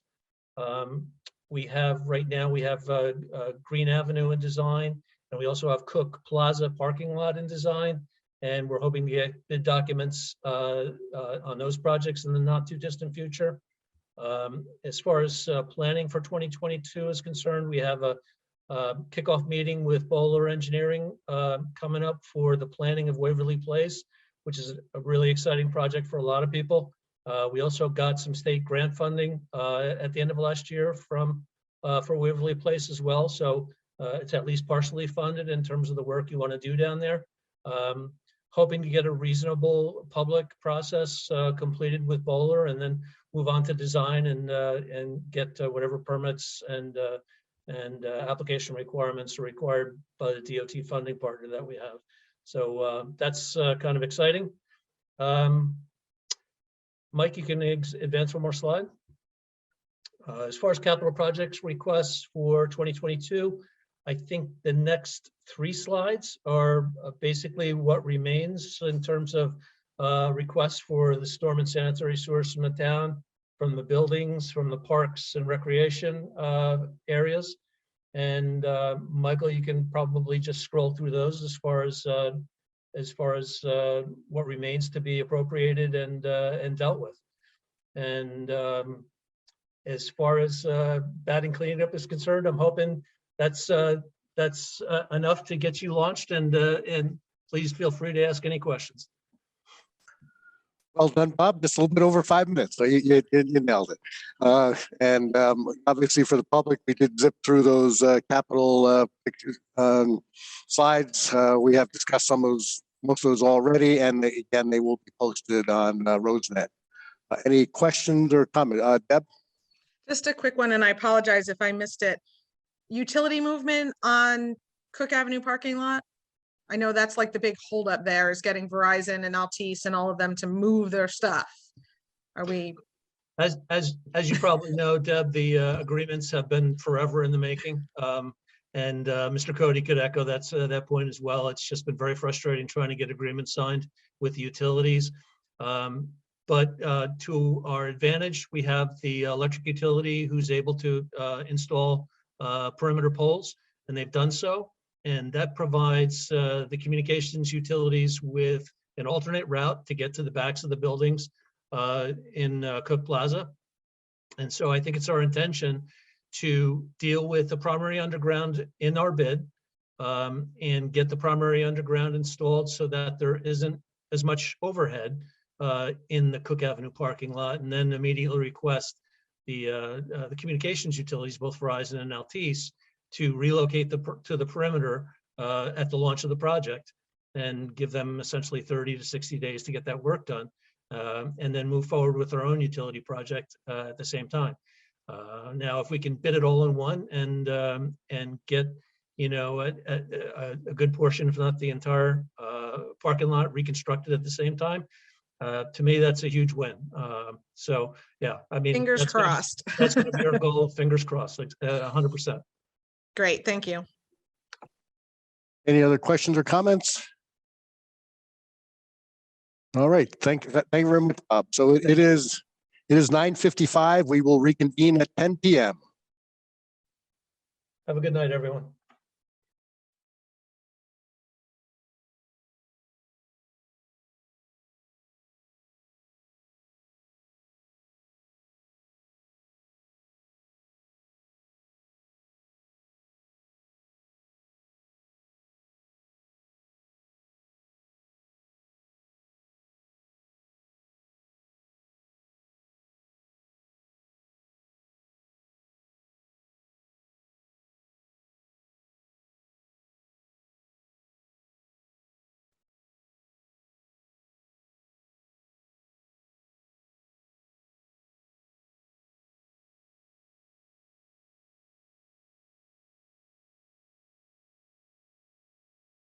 Council members, as you come on, please turn on your video so I know that you are present.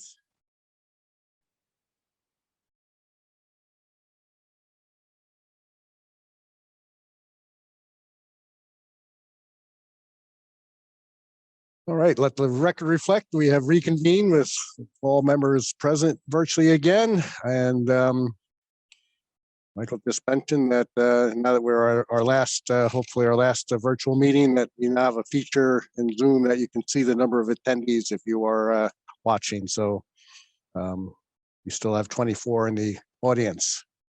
And now ordinances for hearing. Will the clerk please read the statement? Okay, the ordinances scheduled for hearing were introduced by title and passed on the first reading of the regular meeting of the council held on February the 14th, 2022. All were posted and filed according to law, and copies were made available to general public requesting same. Call up ordinances for second reading. Ask clerk to read said ordinance by title. Ordinance 4-2022. Ordinance of the Borough of Madison appropriating $456,987 from the General Capital Improvement Fund as matching funds for the Madison Public Library Construction Bond Grant Award and authorizing execution of all grant agreement documentation. I open hearing for ordinance 4. Anyone wishing to comment, please raise your hand now. Seeing none, I close the hearing.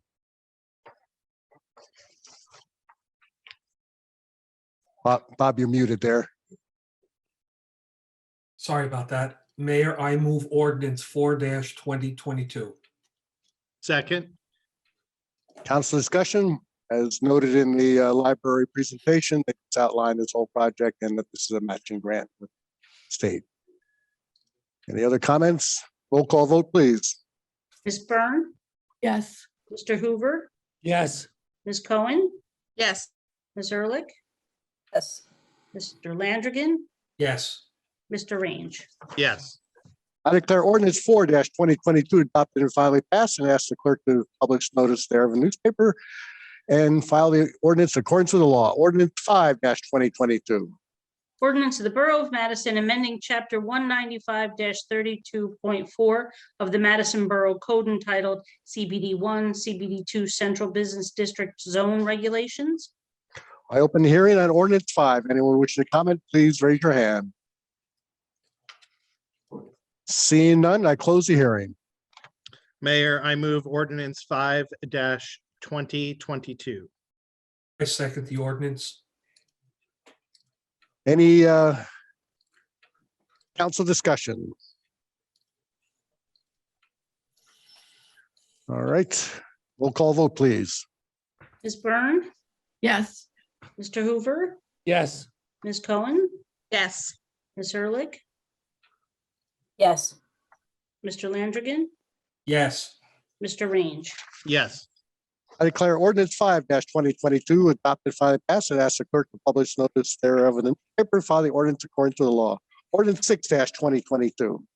Ordinance of the Borough of Madison amending and supplementing Chapter 112 of the Madison Borough Code entitled Historic District Preservation to incorporate voluntary compliance historic preservation design guidelines as an appendix to Article 112-7C1. I open the hearing for ordinance 6. Anyone wishing to comment on this ordinance, please raise your hand. Yes, Tom Howard, please, commenting on ordinance 6-2022. Please state your name, your town, and try to keep your comments to 3 minutes, but we'll give you a 1-minute grace. Thank you, Mayor and Council. Tom Harlan, put his 27 Pomeroy Road. I was hoping that I'd be allowed to comment after you explained what the ordinance is about, because I'm not really sure what it entails. It sounds like something that already applies. It's a updated guidelines that, and they are voluntary guidelines for applications that go for the historic preservation. So whether it's a business downtown or a home, a historic home in Madison, it gives it's a 90-page document that gives different descriptions, types of windows, doors, etc.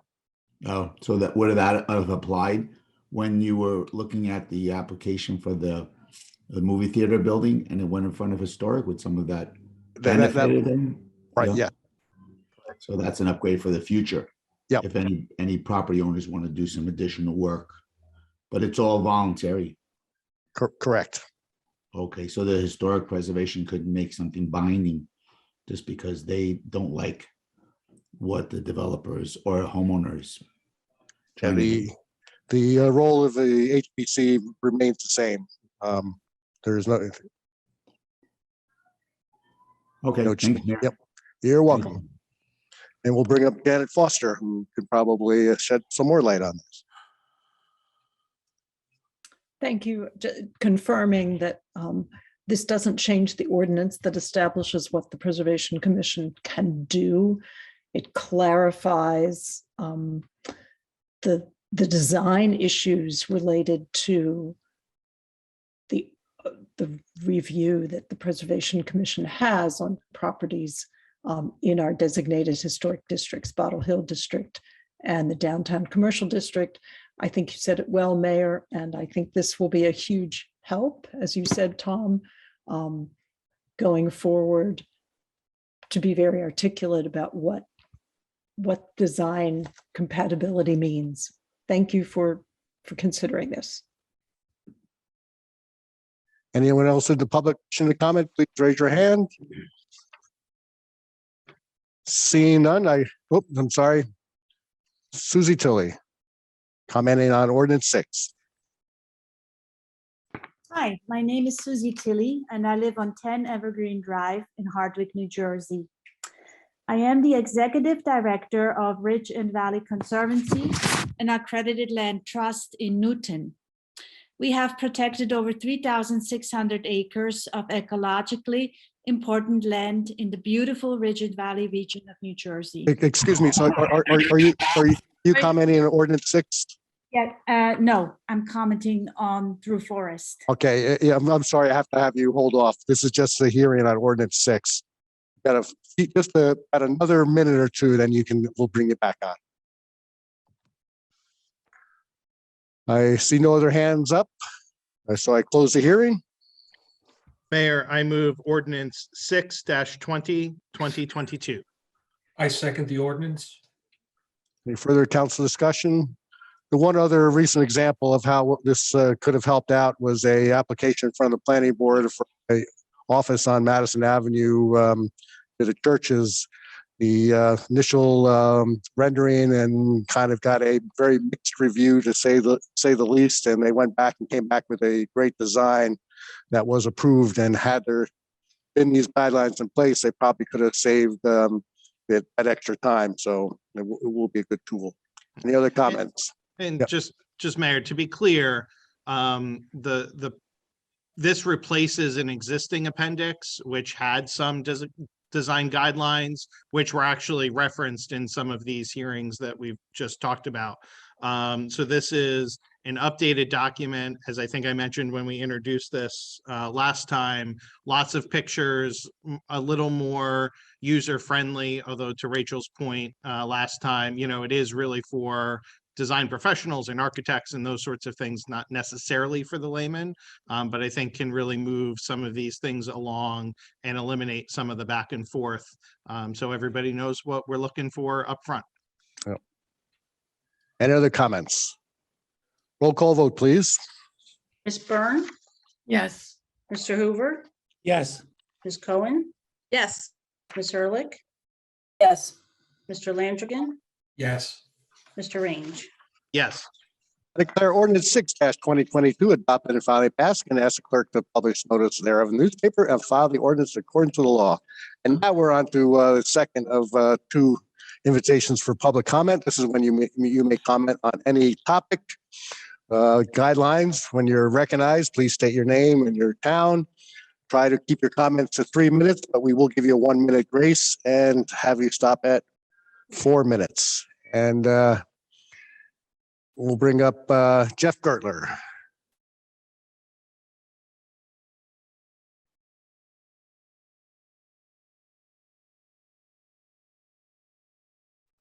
Bob, Yeah. I was trying to comment on the other ordinance you were speaking about, the Historic Preservation Commission guideline ordinance. You can, it is passed now, but you're welcome to comment on it. Okay, I was curious of whether this new set of guidelines would make it more restrictive for someone designing within the downtown, because the old ordinance gave a certain amount of freedom for designers to do something that would be forward thinking. I'm wondering where this set of guidelines is taking us. Any other comments before questions before I answer? Can I answer that? No, are you speaking to me, Bob? That Yeah. question? Yeah, just making sure you get those all in so we don't take too much of your time. Yeah, no, I just trying to find out what the purpose of the additional guidelines were, because the present guidelines gave a certain amount of freedom, I think, for a designer to do something, again, forward thinking. And I'm hoping this is not regressive, and we're thinking that maybe we should design only in a certain style of yesteryear rather than moving forward the way the present guidelines gave that opportunity. Yeah, I would think not. In fact, one of the things it says that, in there, that replicating previous historic buildings is not the right approach. It certainly has a lot of information as far as styles and things like that would be appropriate for historic districts, but not restrictive. Mm-hmm. Okay, thank you. Yep. And Susie, we'll bring you back up again. And if you could just introduce yourself again and and you can make your comments. Hello, apologies before. I guess this is very important to me, and I try to certainly hold it to 3 minutes. My name is Susie Tilley, and I live on 10 Evergreen Drive in Hardwick, New Jersey. I am the Executive Director of Ridge and Valley Conservancy. We are an accredited land trust in Newton. We have protected over 3,600 acres of ecologically important land in the beautiful Ridge and Valley region of New Jersey. We work with important stakeholders to strategically preserve as much contiguous land as possible. We manage many trails to our stunning preserves, and I invite you to visit them next time you are in our area. But today I'm at your meeting to express my deep appreciation and concern for the Drew Forest.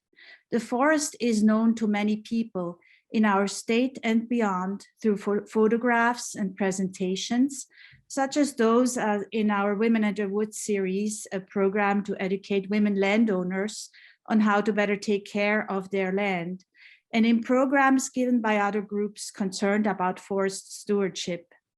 Several years ago, I got to tour the Drew Forest, and in person, it was amazing as well. In fact, we walked through a large and happy patch of jewelweed surrounded by beautiful large trees, and it was a magical experience. You might find jewelweed when you walk on one of our trails or anywhere in your forests, but I have never seen that much in one spot. I will never forget it. As a mother of an aeronautical engineering student, I hear often how modern technology draws on nature to solve problems or invent new things. Drew Forest is a jewel and a free laboratory for all sciences to draw inspiration and knowledge from. The forest also provides a refuge for those students suffering from the commonly known nature deficit or mental health issues. There is simply no price tag that could replace or rebuild a place like this anywhere else.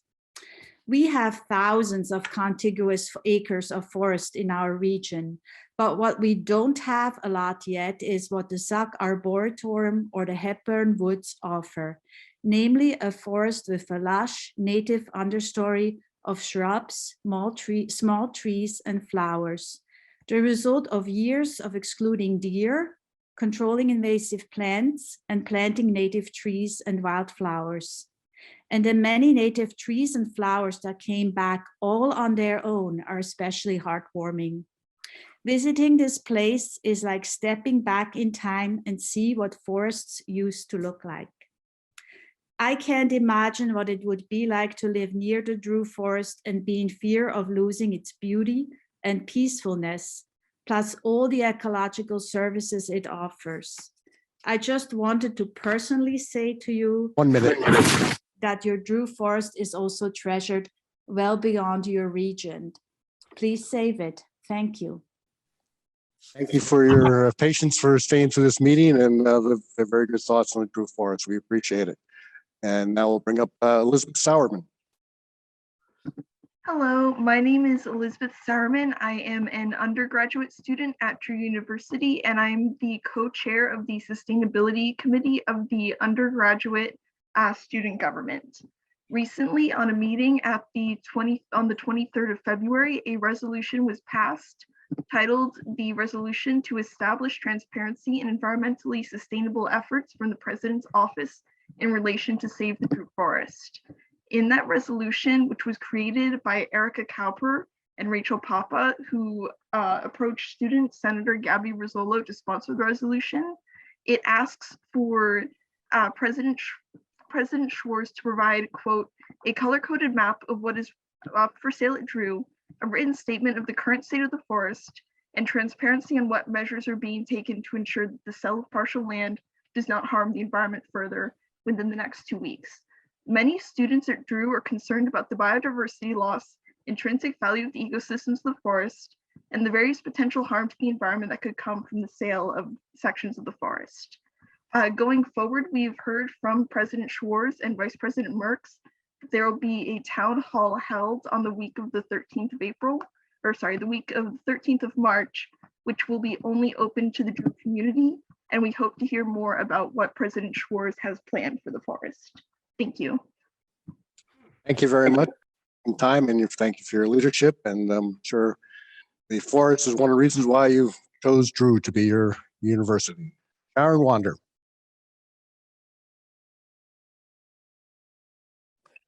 Good evening, Mr. Mayor and Council. My name is Sharon Wander.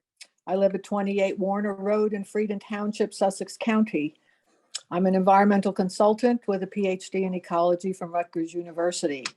My husband Wade and I have run Wander Ecological Consultants since 1985, providing many ecological services for public and private entities. We are members of the Natural Heritage Committee of the Highlands Coalition, which is actively working to protect forests throughout New Jersey, and I am speaking here for both of us.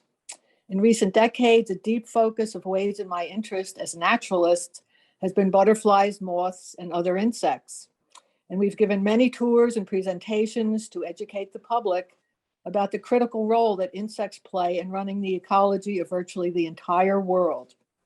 We are here also tonight to urge you to do everything within your means to prevent any development within the Drew Forest and to protect it permanently.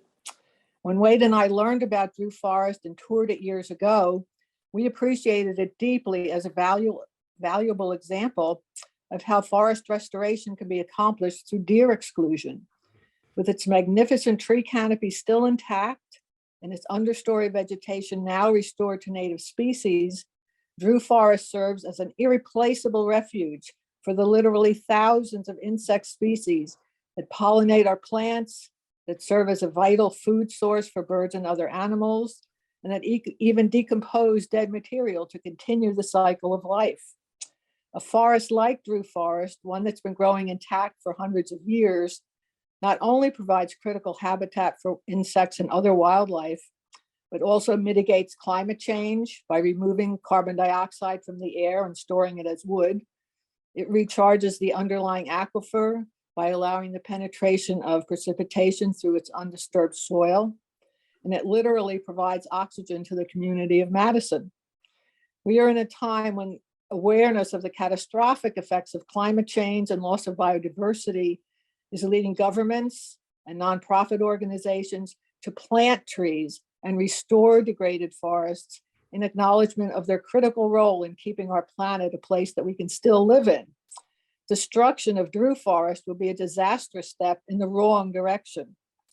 So Wade and I are honored to follow in the footsteps and the words of ecologist and author Joan Maloof, who spoke to you recently, to say to you that Drew Forest is Madison's irreplaceable resource for ecological services, biodiversity, education, and spiritual refreshment. We urge you to do all that you can to save it. Thank you.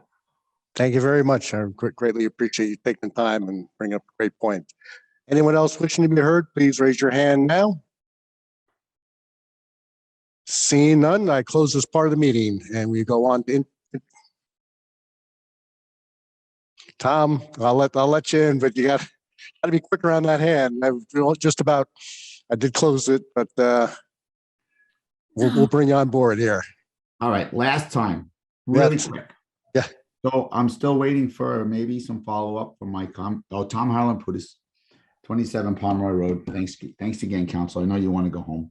There were great presentations from all your department heads, Bob, and from the library, all the trustees and the director. I think you guys are making a great effort here to keep the borough moving in a positive direction.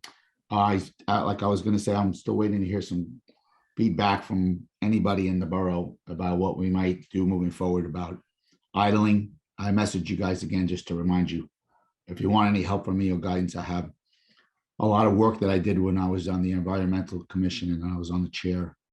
We had a lot of background because we had started some projects back then, so I'm happy to share that or hear some other new perspectives on how to manage it. One thing I wanted to bring up to council is to talk about some public and traffic safety issues, primarily around the public schools. You might recall I've brought this up before, Mayor and Council. It still seems to be a problem. One specific area is the parking lot at Stop and Shop, the drop off at the junior school. Main Street is obviously a very busy roadway, especially between 7:45 and 8:15 when the students are being dropped off. And the alternative is to go through the parking lot. And I'm not trying to stop those parents from using that as an option, because if they all went on to Main Street, it would make Main Street even worse than it is now. I do feel for the commuters who are trying to get to work, either get to Madison or go west or head east, because the traffic jam there is horrendous, and the crossing of students when you have different types of drivers also poses a threat to their safety. So I'm hoping that the council and borough administration will collaborate a little bit with the junior school. They have a huge driveway. There should be a way for us to utilize that better and get cars off the street quickly and onto that driveway so that we could drop off students a little safer than in the parking lot of a supermarket or on Main Street. Britain is obviously an entrance there, but you're not allowed to actually use the driveway unless you have a specific need to pull down the driveway. So somebody has to collaborate between you have a safe roads and traffic committee or something to that effect, I recall. But let's not put it off. I also brought up to you not too long ago about the Kings Road school drop-off, where Kings Road is very busy. I see you, Mayor. You're about to give me the minute bell. Awesome. Thank you. Appreciate the fact that I get 4 minutes to talk to you once every 2 weeks. I know you're in a rush to go though, so this time I will respect you cutting me short. So I asked about Livesey Park. Can we put some kind of pathway through there? And it was met with some challenges about putting in the road and the cost. And meanwhile, we spent $1.4 million on a new plaza in front of Hartley Dodge. Okay, that was important, but I think the safety of our students in keeping Kings Road open for commuter traffic is important too. So maybe we can consider going at the curb and cutting in at the curb the whole width of the property, which might give us another 15 or 20 or more spots where cars can drop off students and not have to be blocking the roadways. Also over at Torrey J, there's an issue using Green Village Road and Woodland Road. So anyway, I know you all in a rush to go. Hopefully this is something that we'll address. Somebody will message me. I'll talk to Bob Vogel and we'll see where it takes us. But hopefully it doesn't take us to a dead end. Thanks, everybody. You have a great night. It was really good presentations today by everybody.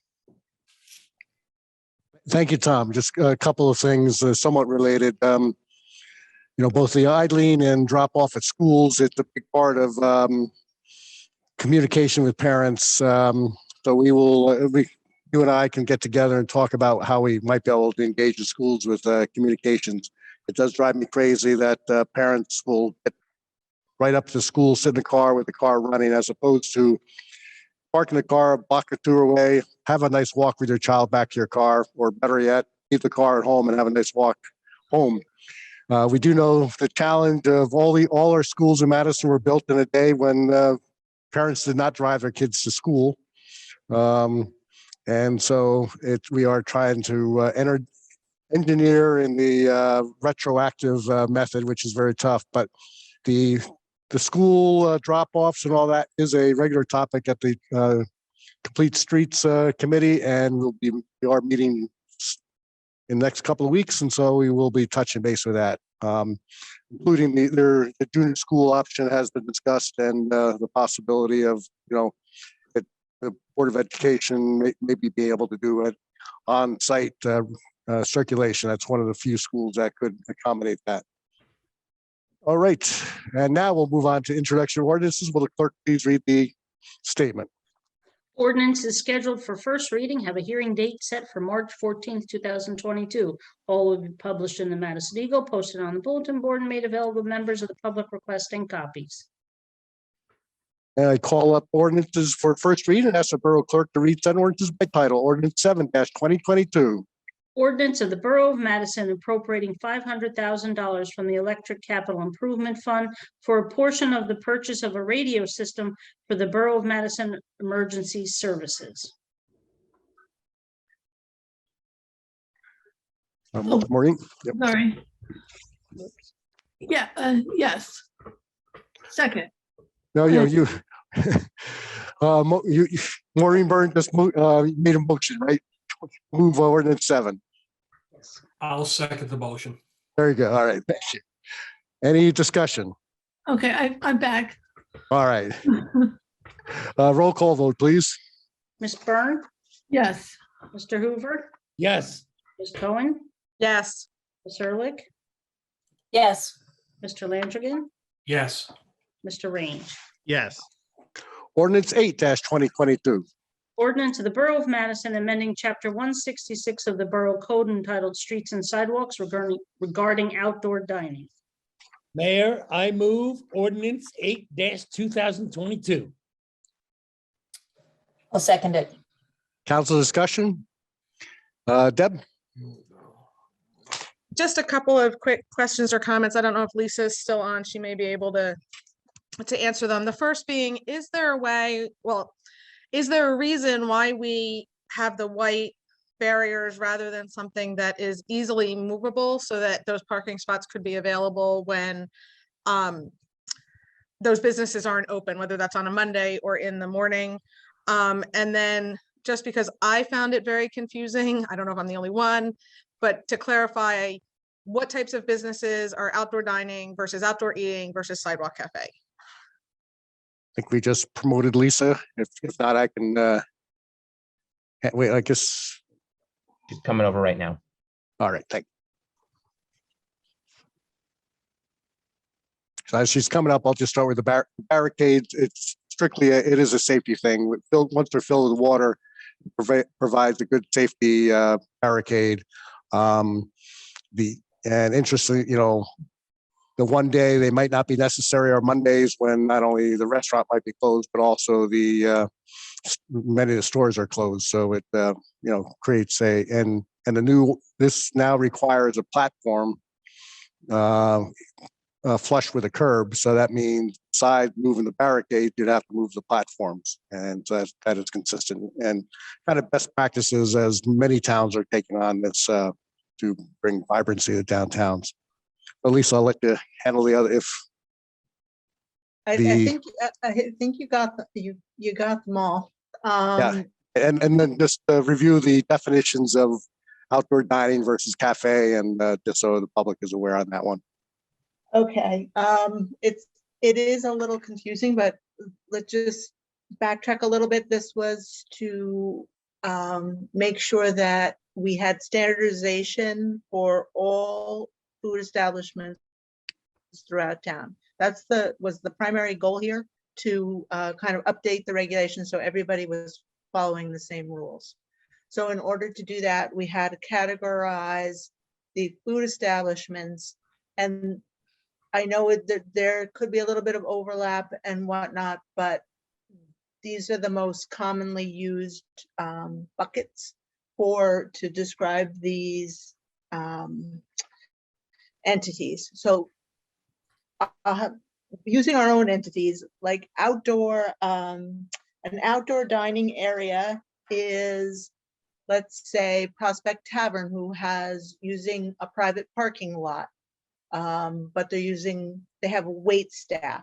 That would be the same for Osteria Trevi, who was using their parking lot, or Il Mondo Vecchio, where the outdoor eating area is just an area where you go and sit with something you purchased, like Madison Market or Tino's, or even McCool's is a little confusing because it's on a sidewalk, but technically it's an outdoor eating area because there is no wait service.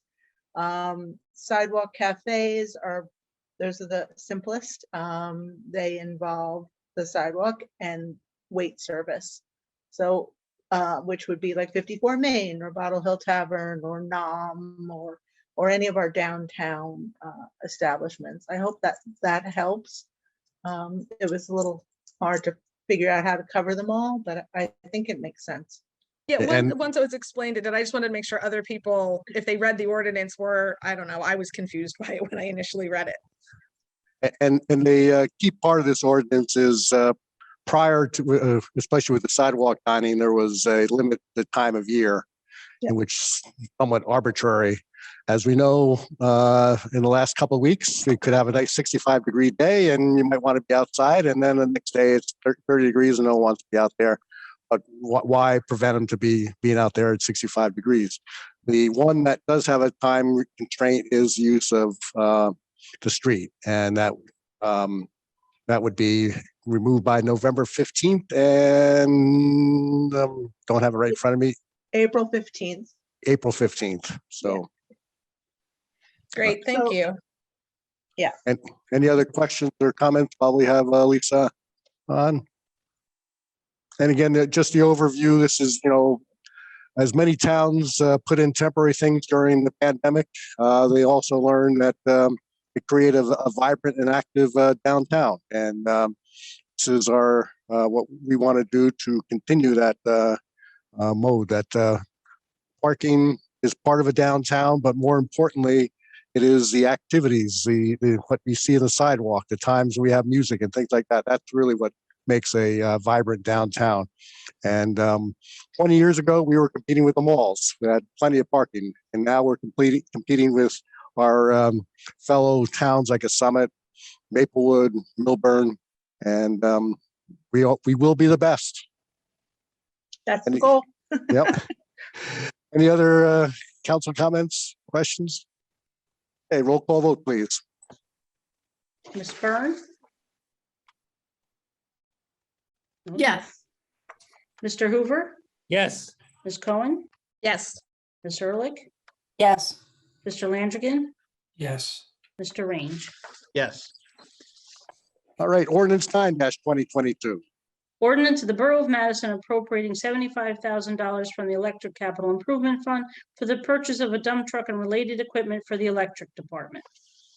Mayor, I move ordinance 9-2022. I'll second it. Thank you. And any discussion? Again, this is part of the capital budget. Roll call vote, please. Ms. Byrne? Yeah, yes. Mr. Hoover? Yes. Ms. Cohen? Yes. Ms. Ehrlich? Yes. Mr. Landrigan? Yes. Mr. Range? Yes. All right, consent agenda resolutions. Will the clerk please read the statement? Consent agenda resolutions will be enacted with a single motion. Any resolution requiring expenditure is supported by a certification of availability of funds. Any resolution requiring discussion will be removed from the consent agenda. All resolutions will be reflected in full in the minutes. Mayor, I move consent agenda resolution 84-2022 through 92-2022. Second, Any discussion or any that need to be pulled? Roll call vote, please. Ms. Byrne? yes. Mr. Hoover? Yes. Ms. Cohen? Yes. Ms. Ehrlich? Yes. Mr. Landrigan? Yes. Mr. Range? Yes. All right, there is no unfinished business, which is good at this hour. Approval of vouchers. Will the clerk please read the voucher register? Current fund, $6,831,656.23. General capital fund, $18,446.50. The electric operating fund, $479,172.79. The water operating fund, $51,280.38. From the trust, $95,248.89. The total is $7,475,804.79. Mayor, I'll move the approval of the vouchers. Second, Second. Any discussion? Roll call vote, please. Byrne? yes. Mr. Hoover? Yes. Ms. Cohen? Yes. Ms. Ehrlich? Yes. Mr. Landrigan? Yes. Mr. Range? Yes. And there is no new business except for to remind the public that are still with us, that not only to thank you for staying together on this whole long evening, but very informative, that our next meeting on March 14th will be in person and carried live on YouTube Live.